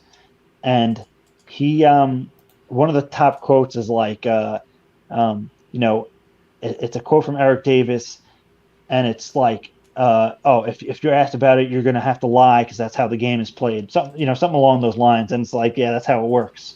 Right. Maybe if he was subpoenaed and, he felt, okay, all this stuff is coming out now, he'd say something about it. One more thing I do want to add to it, though, was also like several years after. You guys know Bob McGuire? I don't. It's not ringing a bell. Okay. He's on Spaced Out Radio a lot with Dave Scott. He's been in the intelligence community for, I think, 30 plus years. He works on sensor data and that kind of thing. So he had a clearance and, all that kind of stuff. So he was in an office with somebody, I guess some other high-ranking guy, and both these guys have high-level clearances. And the guy had a mail, like a piece of mail, a letter from Wilson talking about this meeting that he had with Eric Davis. So it's Wilson writing this other high-ranking official talking about how he met with Ed Davis at just as the documents describe, and how pissed off he was that he wasn't able to get access to this. Yeah. And Bob McGuire reports that he saw this, I forget, maybe 2005 or something. So that's another pretty incredible thing. I would hope that, if there is kind of like congressional hearings, that they subpoena Tom Wilson. Again, it's like a 50-50. I don't know. I'd love to be surprised. But anytime anybody's asked him about it on the record, it's like, oh, I don't know who this person is. Oh, I can't remember if I met with them. Yeah, all of a sudden the super genius becomes quite forgetful. Okay, so we're pushing up on an hour and a half. James, do you have to go, or I know you got a family, you got stuff. You're on the East Coast, so if you got to go, it's cool. You trying to kick me out? No, No. not at all. Not at all. Just checking in with you. Don't know. I mean, I know my background is not that impressive, but damn, you guys are cutthroat. Please. You know, Listen, we're not trying to make you look bad, James. Damn. man. I mean, if I had a dolphin, would I be able to stay?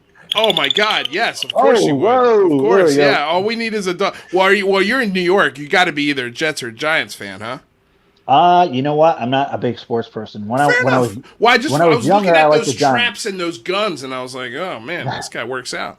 I liked the New York Giants until they lost to the Ravens in the Super Bowl, Yeah. and after that I stopped following football. Fair enough. Yeah, I went through that phase as well. Being a Miami Dolphins fan, an actual Dolphins fan, the worst thing you could ever be. So let's reset the room, Michael, and tell folks what's coming up this week, and then we're going to go over these Christopher Mellon demands, because I think this is like the mic drop of the weekend. So let's do this. Yeah, Twitter's a pretty amazing place. I know it can oftentimes feel like it's just a pure insanity, but there's some wild shit, and I can't wait to go over this Christopher Mellon tweet storm. For those of you just joining us, though, we've got James Iandoli with us. He's the host and creator of Engaging the Phenomenon, as well as a researcher and field worker specializing in UFOs and related phenomena such as CE5, consciousness, and more. If you don't know Rather Be Squidding, he's a UFO enthusiast and researcher. His YouTube channel, Rather Be Squidding, focuses on cutting-edge science, technology, and UAP news. Welcome, Iandoli. Very good to have you guys. So if you're just joining us as well, make sure you come tomorrow, because we've got a great show on the Singularity Lab.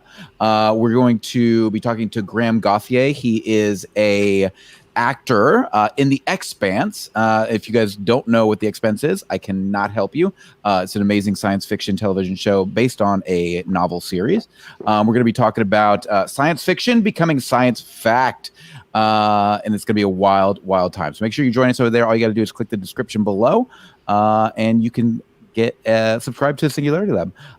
And to Wednesday, who do we have Wednesday, Louis? Wednesday, we've got Erica Lukes, researcher. Erica Lukes, yes. In Utah, researcher and journalist. And then on Friday, we've got Robbie Ramos, actor from Heels, the new, I think it's going to be a hit show on Heels or on Stars, because it's all about wrestling.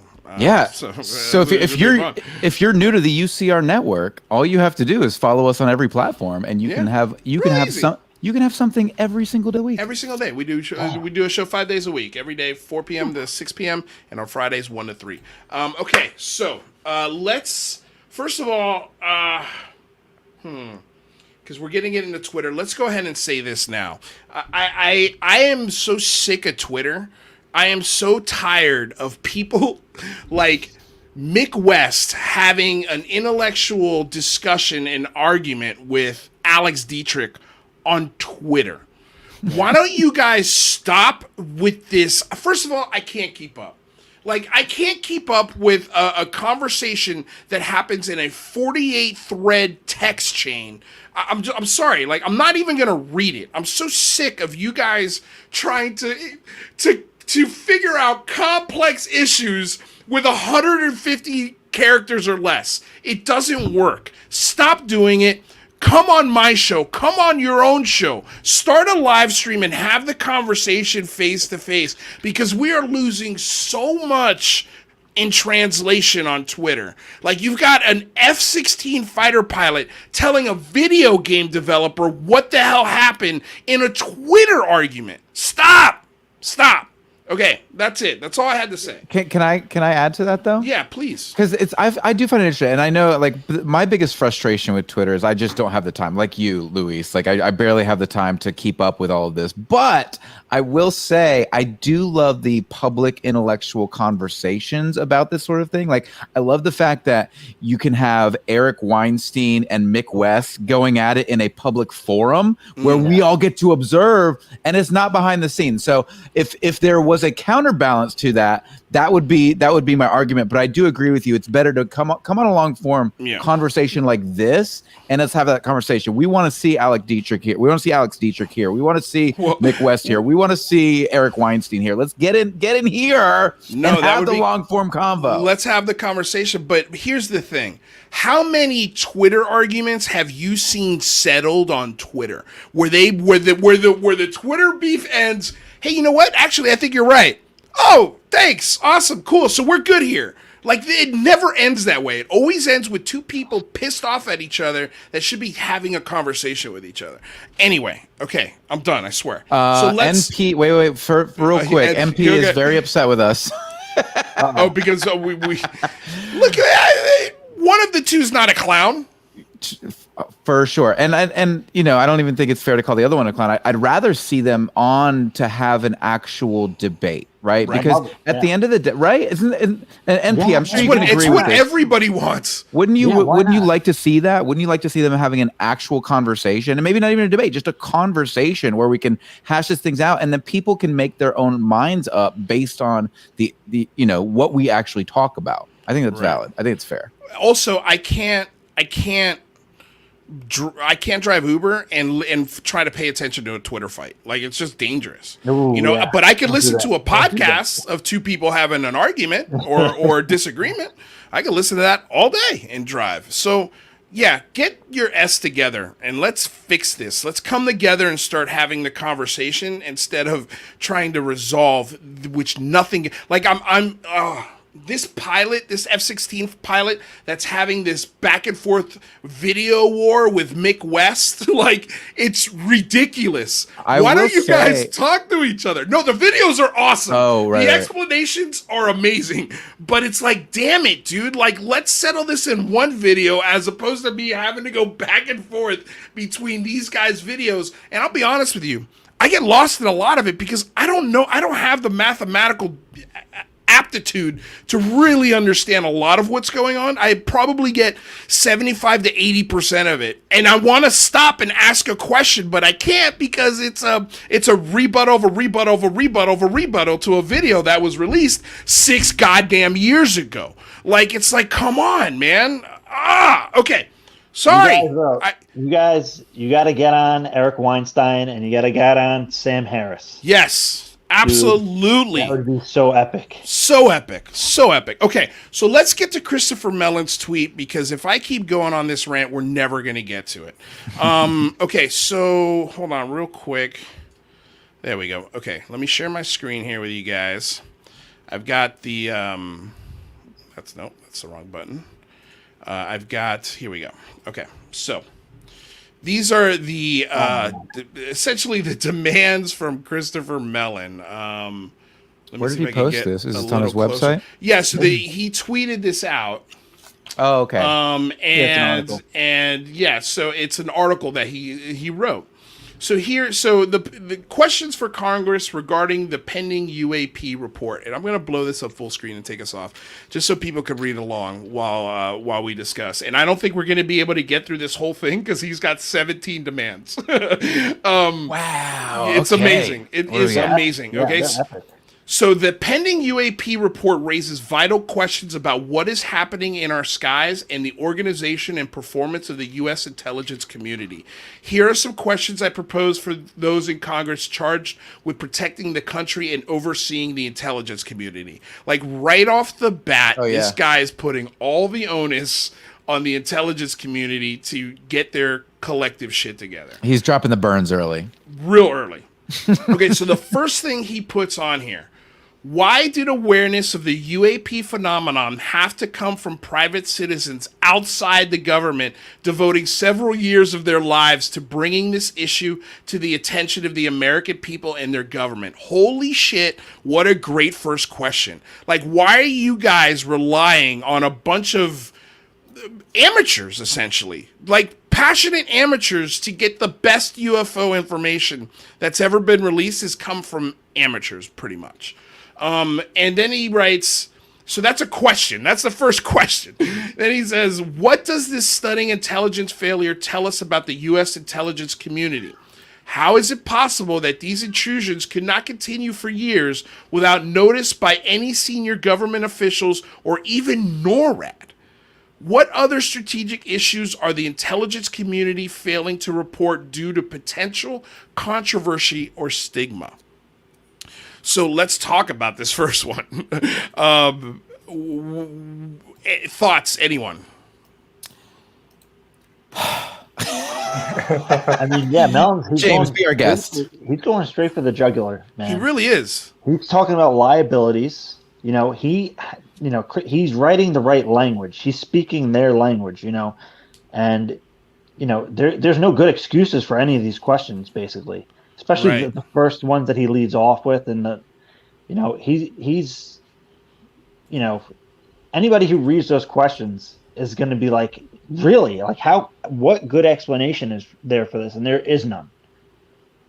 Yeah, there is. I mean, I love that he's like basically saying the greatest military that's ever existed can't compare to a couple of people in their basement looking and releasing information over. Well, he also, I'm not sure if he's referring to Lou having to leave, and then when he was a civilian, he kind of went out with the story. I'm not sure if he's referring to that or I think he's talking about like Richard Dolan.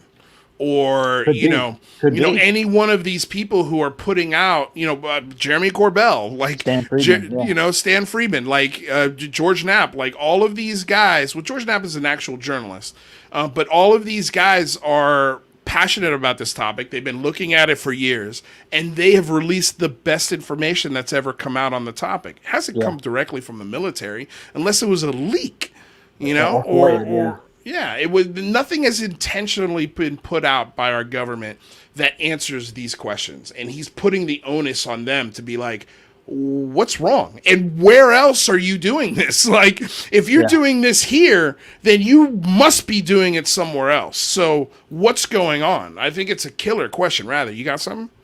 Well, yeah, I mean, that's kind of the big question: is why now? Why are we disclosing now? And there's some speculation that it's because the Russian and the Chinese are detecting these themselves now, and they're getting up to speed with us, which, if that's the reason we're disclosing, because we want to beat the Russians or the Chinese for scooping us, that begs the question, why were you lying to us for 70 years? And I think that that's really what this question gets at, is they've obviously have known more than they've known for at least 70 years, and they have to give some explanation, or else how can we trust them again? Right. We can't. Simple answer. Okay, so let's go on to the second. Oh no, wait, that's yours. This is mine. Let's go on to the second one. The second question that he's got here for the intelligence communities. Reportedly, the classified report contains only about 120 incidents.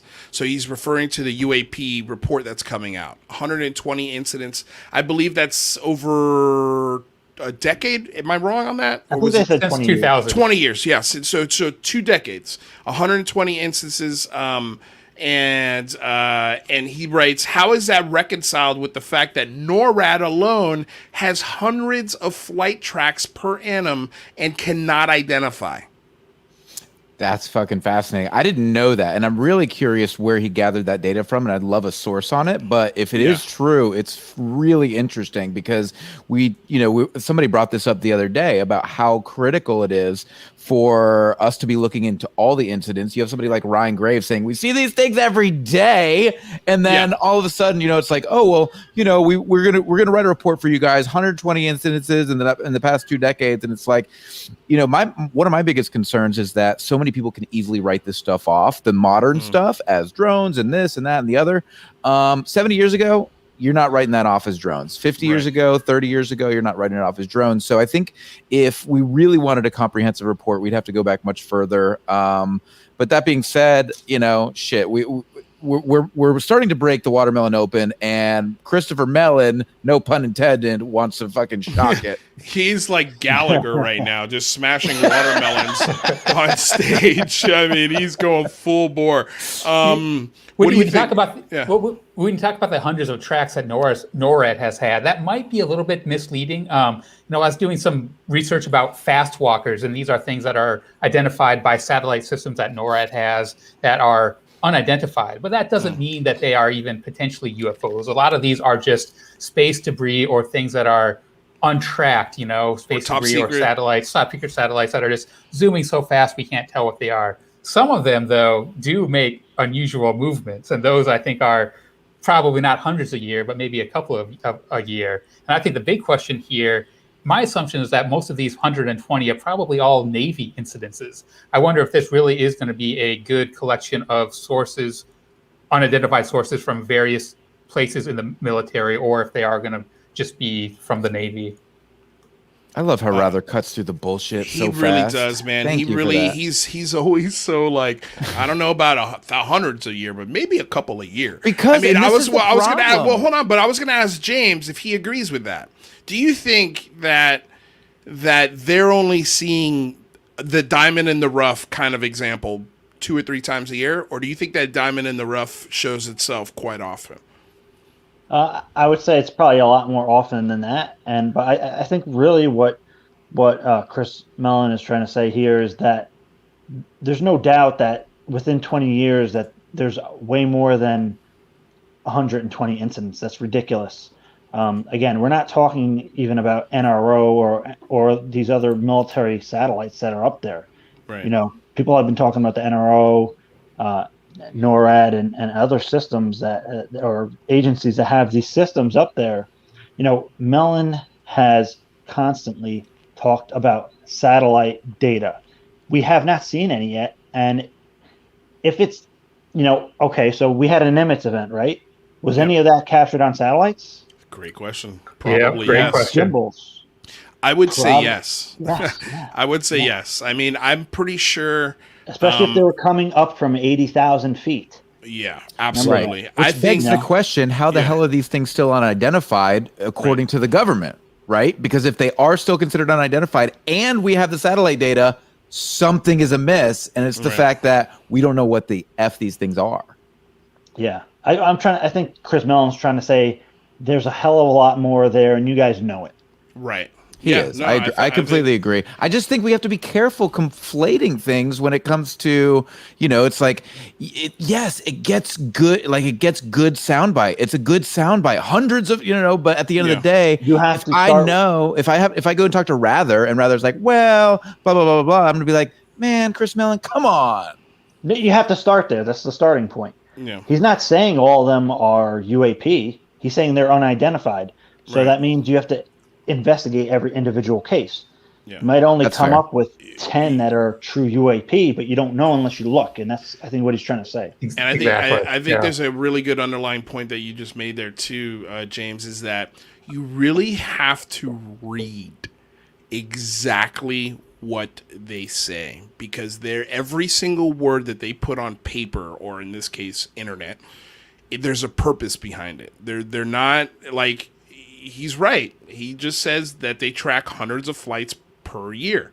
He didn't say they're UAP. He didn't say they were genuine. He's just like, these are, that's things that we can't identify.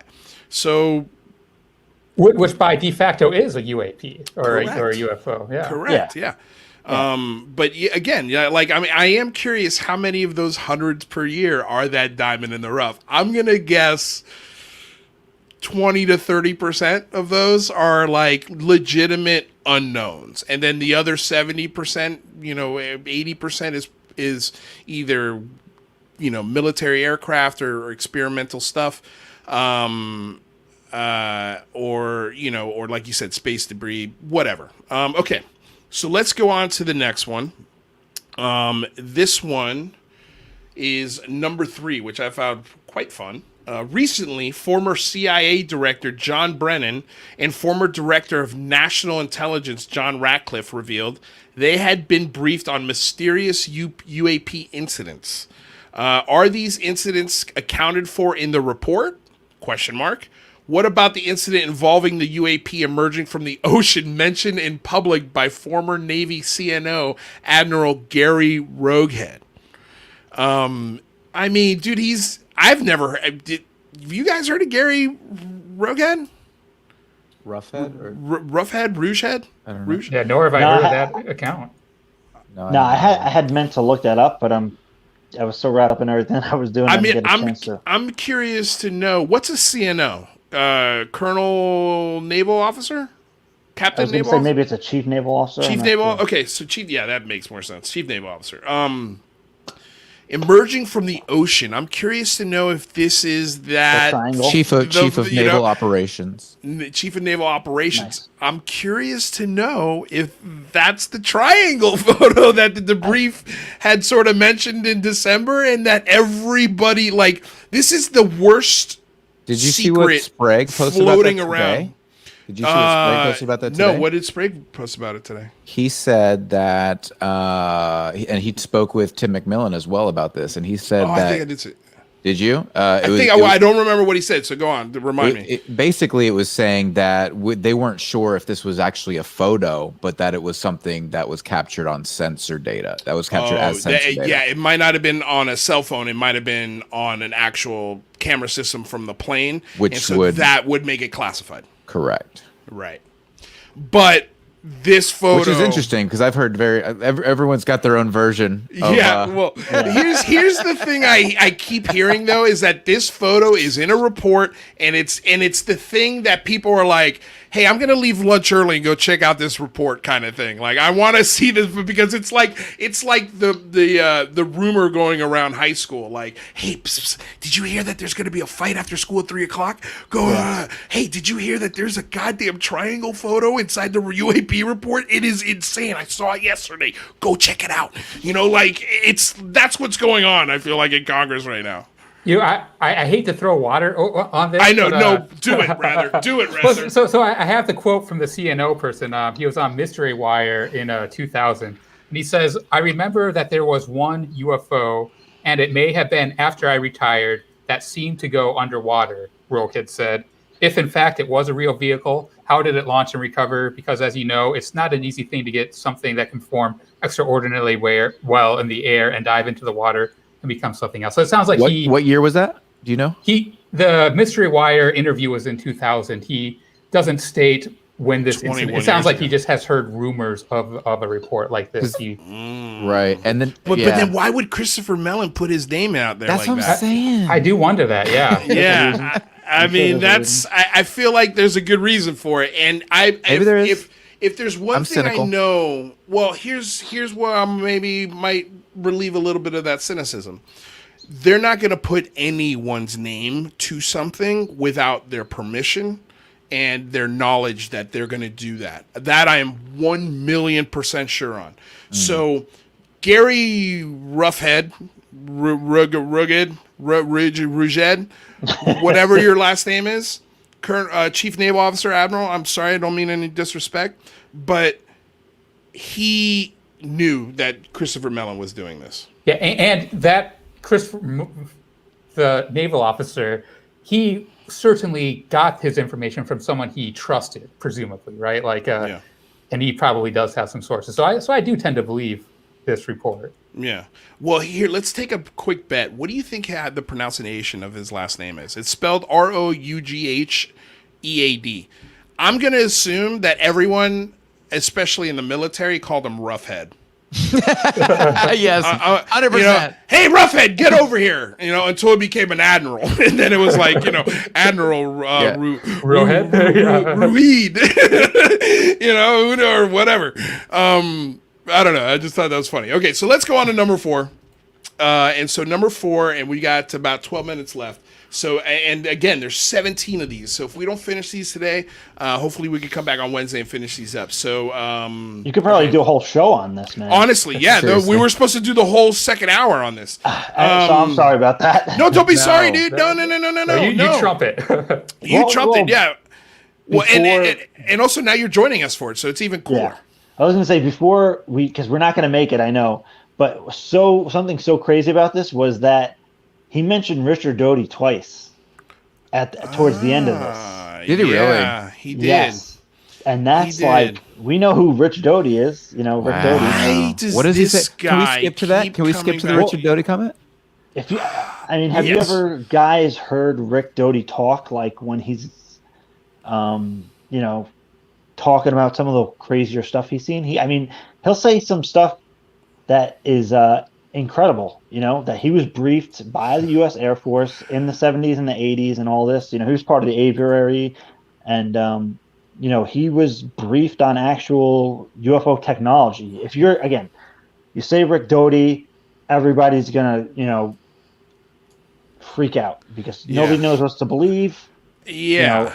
Well, that he kind of helped kill a guy. Yeah, right. So, you bring up his name and everybody's gonna start, going. Yeah, nuts, it's almost like it's like dropping a grenade. They're already going nuts in the chat right now. They're going absolutely. Yeah, they're going absolutely crazy. Okay, so let's go to it. Let's go to 15. So 15 is at least one retired officer from the United States Air Force Office of Special Investigation (OSI), Richard Doty, claims that the U.S. Air Force is secretly investigating UAPs and indeed is working on reverse engineering recovered vehicles. Has the UAPTF reviewed OSI's files? Has Congress or the UAPTF talked to Mr. Doty? If not, why not? Dude, subpoena him under oath. Subpoena him under oath. That's what he's going for. You think that's what he's going for? It's what it looks like. It's what it looks like. Well, here's my concern, though, man.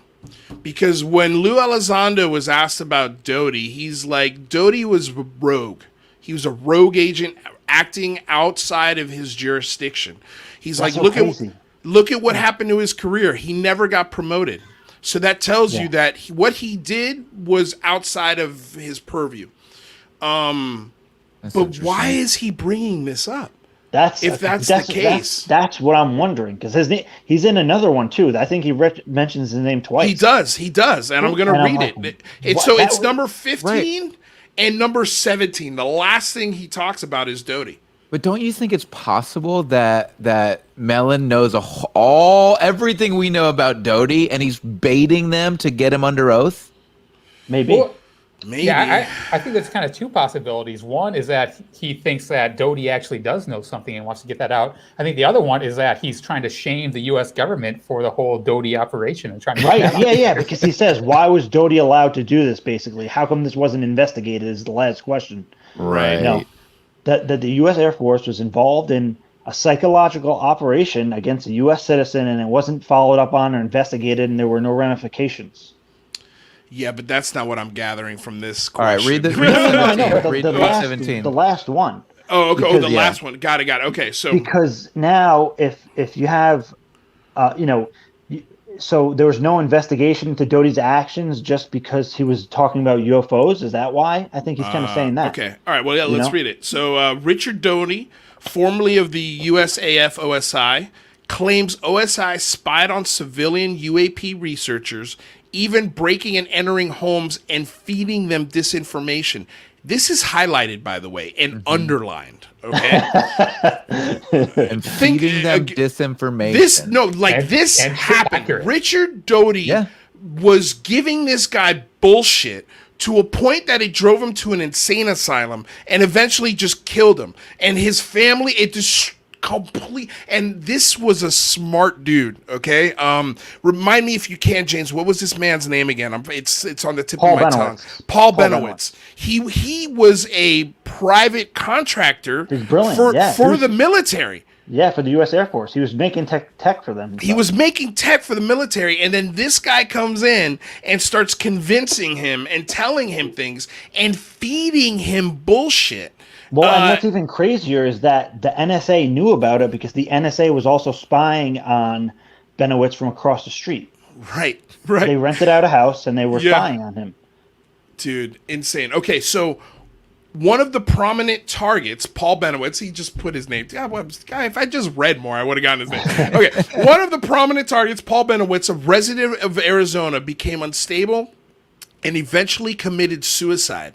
Are these activities not plainly unlawful? Why has the DoD civilian oversight official or Congress not investigated? Okay, with that sentence, yes. That feels like he'd like to see maybe Doty get in a little bit of trouble for what he did. How is that allowed to happen? How is that allowed to happen? Just because it's UFOs, we let this illegal act happen? Right, which means how many other rogue agents are using this to cover up some really nefarious shit?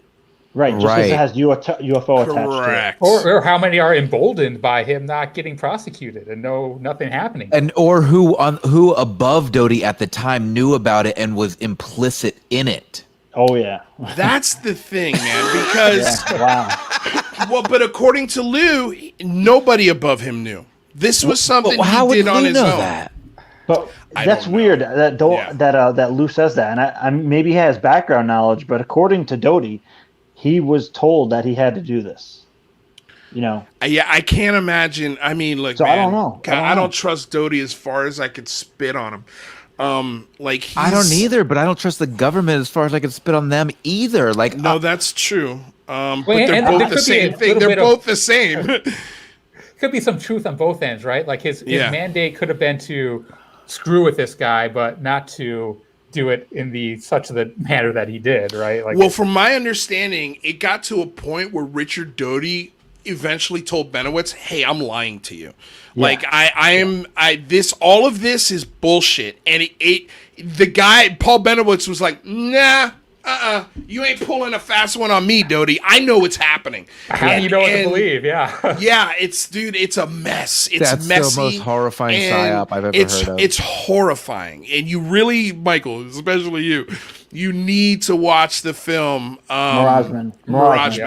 It is a beautiful, beautiful laying out of all of this. The book, And- I know people don't read too often, but the book is but the even book's better. even better. Yeah. Well, let me ask you this, James, and I guess maybe this is the last thing we'll talk about, and we'll get back to this list next or maybe Wednesday. What do you think about, because I felt like the documentary laid out a really good explanation to cattle mutilations. And it sounds like to me like, you know, at Dulce, New Mexico, they had some very experimental helicopters with silent blades, something similar that landed in, you know, Bin Laden's compound. And they rigged some lights to them. They picked up some cows, mutilated them to an insane degree, and then just dropped them back off in the middle of the night. People see lights, and then they come out the next morning, there's a mutilated cow. And they did that. Like, they actually did that. So I think that it's both. I think because the one on Skinwalker Ranch, for instance, I mean, they didn't just happen in this one area. They happened, you know, there's all different locations.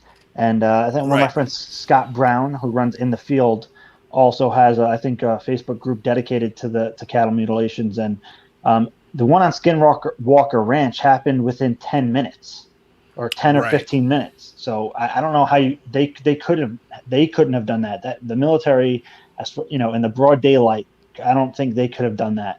And the sheer amount of this happening, and for so many years, and in such rural areas, I mean, it makes no sense why these are all psyops. It just doesn't make any sense. Yeah. Well, it would explain a lot, because though a lot of these cattle mutilations, some of them are, right? Like, but a lot of them happen in pretty close proximity to nuclear bases, military facilities. So this idea that maybe the military developed a brand new helicopter that they wanted to play with, they wanted to test out some of the capabilities, and maybe dropping in silently, kidnapping something heavy and taking it away was a mission. And they were just like, and then fuck it. surgically operating on it and bleeding it out? Like, what? That's what's crazy about it. Well, That doesn't make any but sense. it does make sense if you're trying to hide a helicopter in the 70s that is silent. Yes, it does make sense. But but my question is, Yeah. what about the surgical operation and the bleeding out? What is Maybe the they were purpose of that? maybe they were testing new weapons. Maybe they were dude, listen, to drain a cow and cut a cow surgically, all you need is an operating room. And you throw a cow in an operating room, you do some weird shit, you throw it in the middle of the ranch, and then the ranchers come out tomorrow and they've got a UFO story and not a helicopter silent story with lights on it. Like, you know what I'm saying? Like, there was a purpose. They were trying to scare the shit out of people. And here's the problem, is they literally, they killed hundreds and maybe even millions of dollars worth of cattle in this little experiment that they were doing. You know what I mean? Like, it got to a point where the FBI was like, what the hell is going on? Like, they investigated it. Yeah. And I watched Linda Moulton Howe's documentary, and I wish she would redo it today with some modern science, because I think, who knows, maybe we could find some interesting things. But the cattle mutilation thing, does not happen at the veracity that it was happening in the late 60s and through the 70s. Right, It right, still yeah. it still happens, but Yeah. it does not happen at the rate that it did back then. And I honestly believe a lot of them, especially after you watch this documentary, and now I gotta go read the book, but a lot of these things were military operations, straight up. And they did it to cover tech, and it was it's a psyop on another psyop on the American people. And this is right around, like MK Ultra days. This is right around Vietnam, where the government is in full lying mode. I mean, like, they don't care. Whoa, LSD to everybody. Let's see what happens. And it wouldn't shock me, dude. If you pump somebody with LSD, you shove them in a room with a bunch of bright lights, you maybe, pretend to experiment on them because they're high out of their minds, and then you drop them off naked in the middle of the desert, what kind of story do you think they're going to come up with? Oh, yeah, bro. If you're in that kind of state of mind, how much bullshit they can inject into your thought process. Dude, it's scary. And that's why I think a lot of people, when they heard, especially the word threat and ATIP, that's when all the alarm bells with all the people in UFO Twitter and in this field, and even outside of it, like me, I would that word threat has been sold to me during the Iraq War, the Cold War, 9/11, Afghanistan, now Africa, parts of South America. They always use this when they want to fund more bullshit. And so I was very caught off guard by that at first, and then they changed the name. And then, there's a couple of other things that have convinced me that that's not what this is. But at first that was my first thought. And so I don't blame people when they go there first, because it's a logical place to go. And the only reason why people go there is because it's a mess that the government created themselves. They dug that hole for themselves, because all they do is lie. All the time they cry wolf over and over and over. And the American people are fatigued of it. And that's why this topic is a golden opportunity for our local, state, and elected representatives to give us some transparency, win back some trust, win back some good faith from the American people, and just be honest with this topic. Just be honest. And I think we're going to solve a lot of these trust issues, because I'll tell you right now, if China's the first one to break this, that it's gonna make you guys look like idiots, like just scared, unable to make clear, concise decisions. Like, you look scared, you look unsure, and you're the most powerful military on the planet, and Christopher Mellon's calling your ass out. They're calling you out. So get your shit together, OSI, United States government, Navy, Air Force, Marines, Army. You guys need to get your shit together when it comes to this topic, and start providing some people some data and information, and provide science the ability to talk about and study this without all of this garbage with it. Because we shouldn't be talking about secret helicopters in the middle of the night. Like, that's not where this conversation should be going, but that's what happened. And a guy killed himself because of the bullshit our government did. And we're supposed to believe it was just one guy just doing his own thing. Yeah. That's a tough pill to swallow. I'm telling you right now, especially after this call out. Like, it doesn't sound like it was just one guy. Maybe he did go rogue, but the fact that they didn't tell anybody. They didn't let, hey, by the way, this guy right here fired. Honorably did, and he was honorably discharged, Richard Doty, but apparently for a completely different reason. I mean, this was not a good person within the military. He should have never been hired. Dude, that was fucking epic. It was epic. Oh yeah.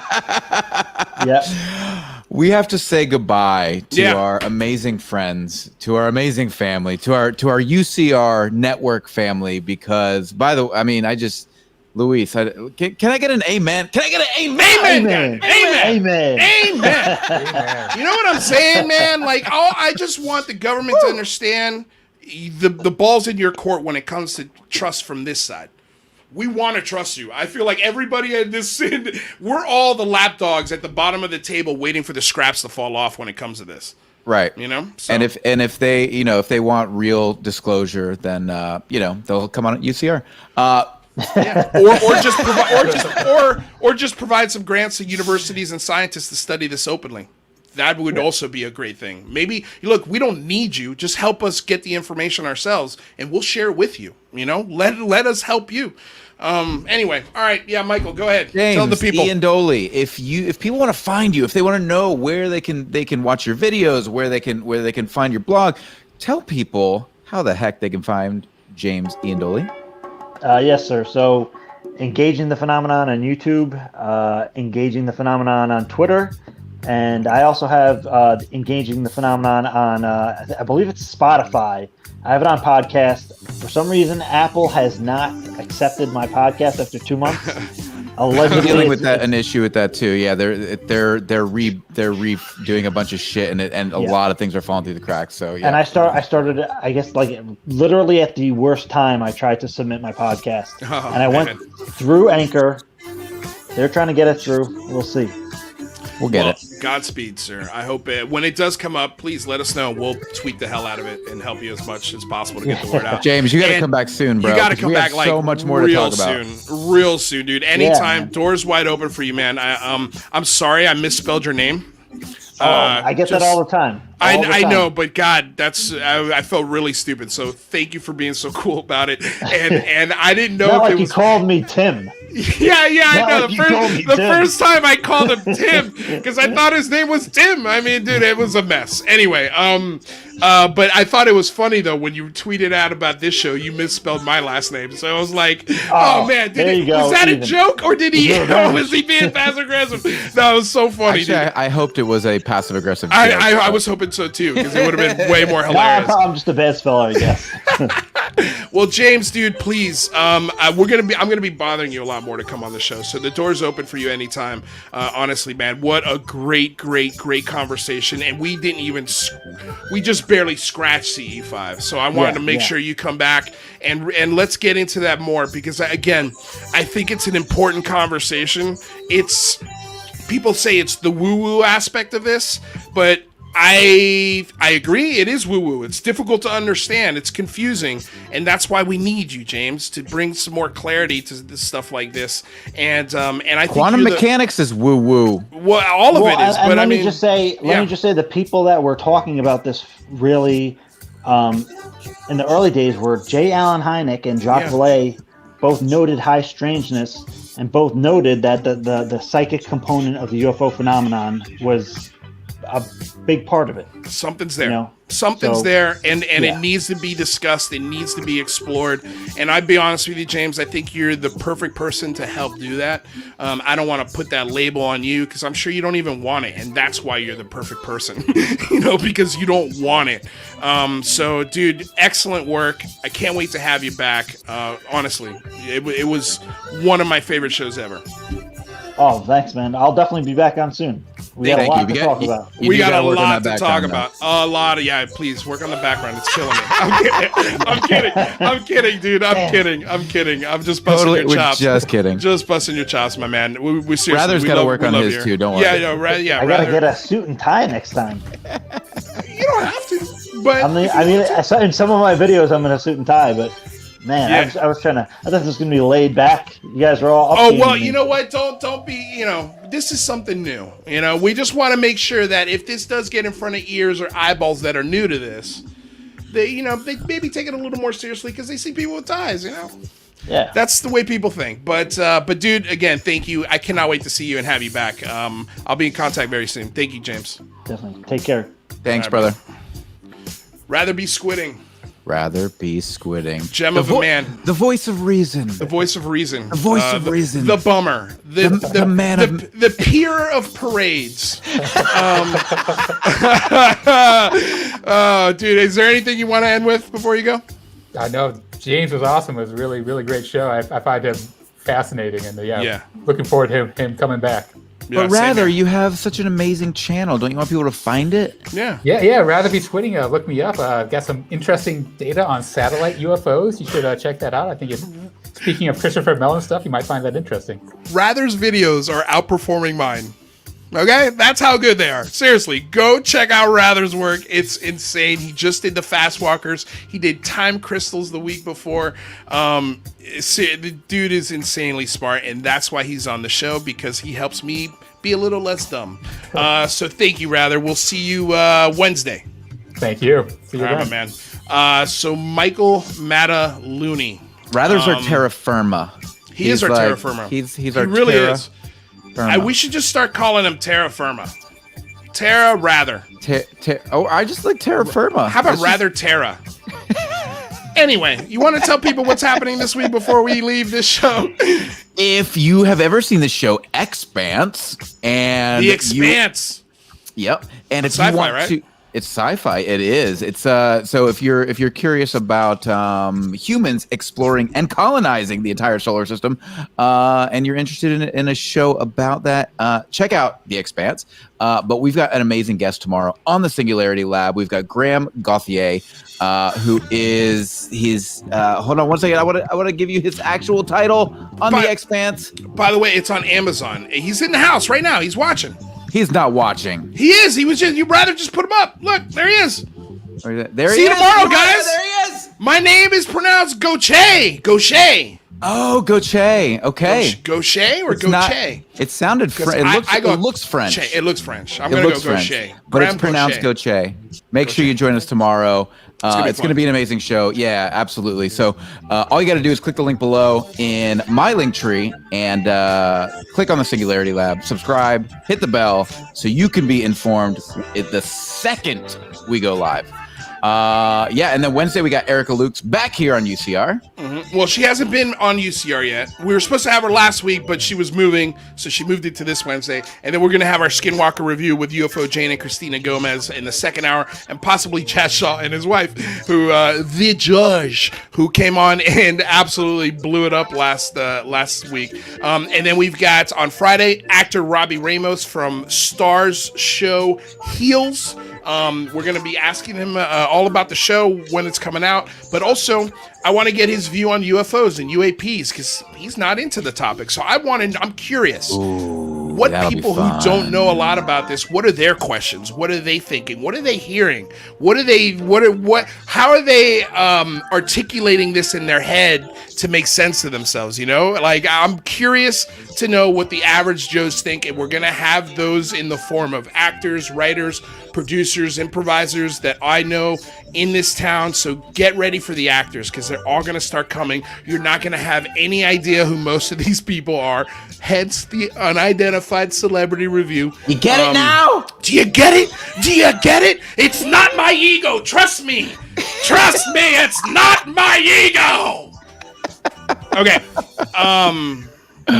So with that said, thank you to the sponsor, BlueMarlinChronicles.com, purveyors of the world's finest fishing tackles since 1995. Want to say thank you to DOS Tapes. They provide all of the tunes you hear on the show. Their Bandcamp link is in the description below, so definitely check them out. All of that music is, I think, basically free. So with that, we'll see you on Tuesday. So we'll see you tomorrow, 4 o'clock, Singularity Lab. And we got, and yeah, that's it. That's it. I got nothing left. That's it. All right. Well, thank you guys. Be safe out there. Peace.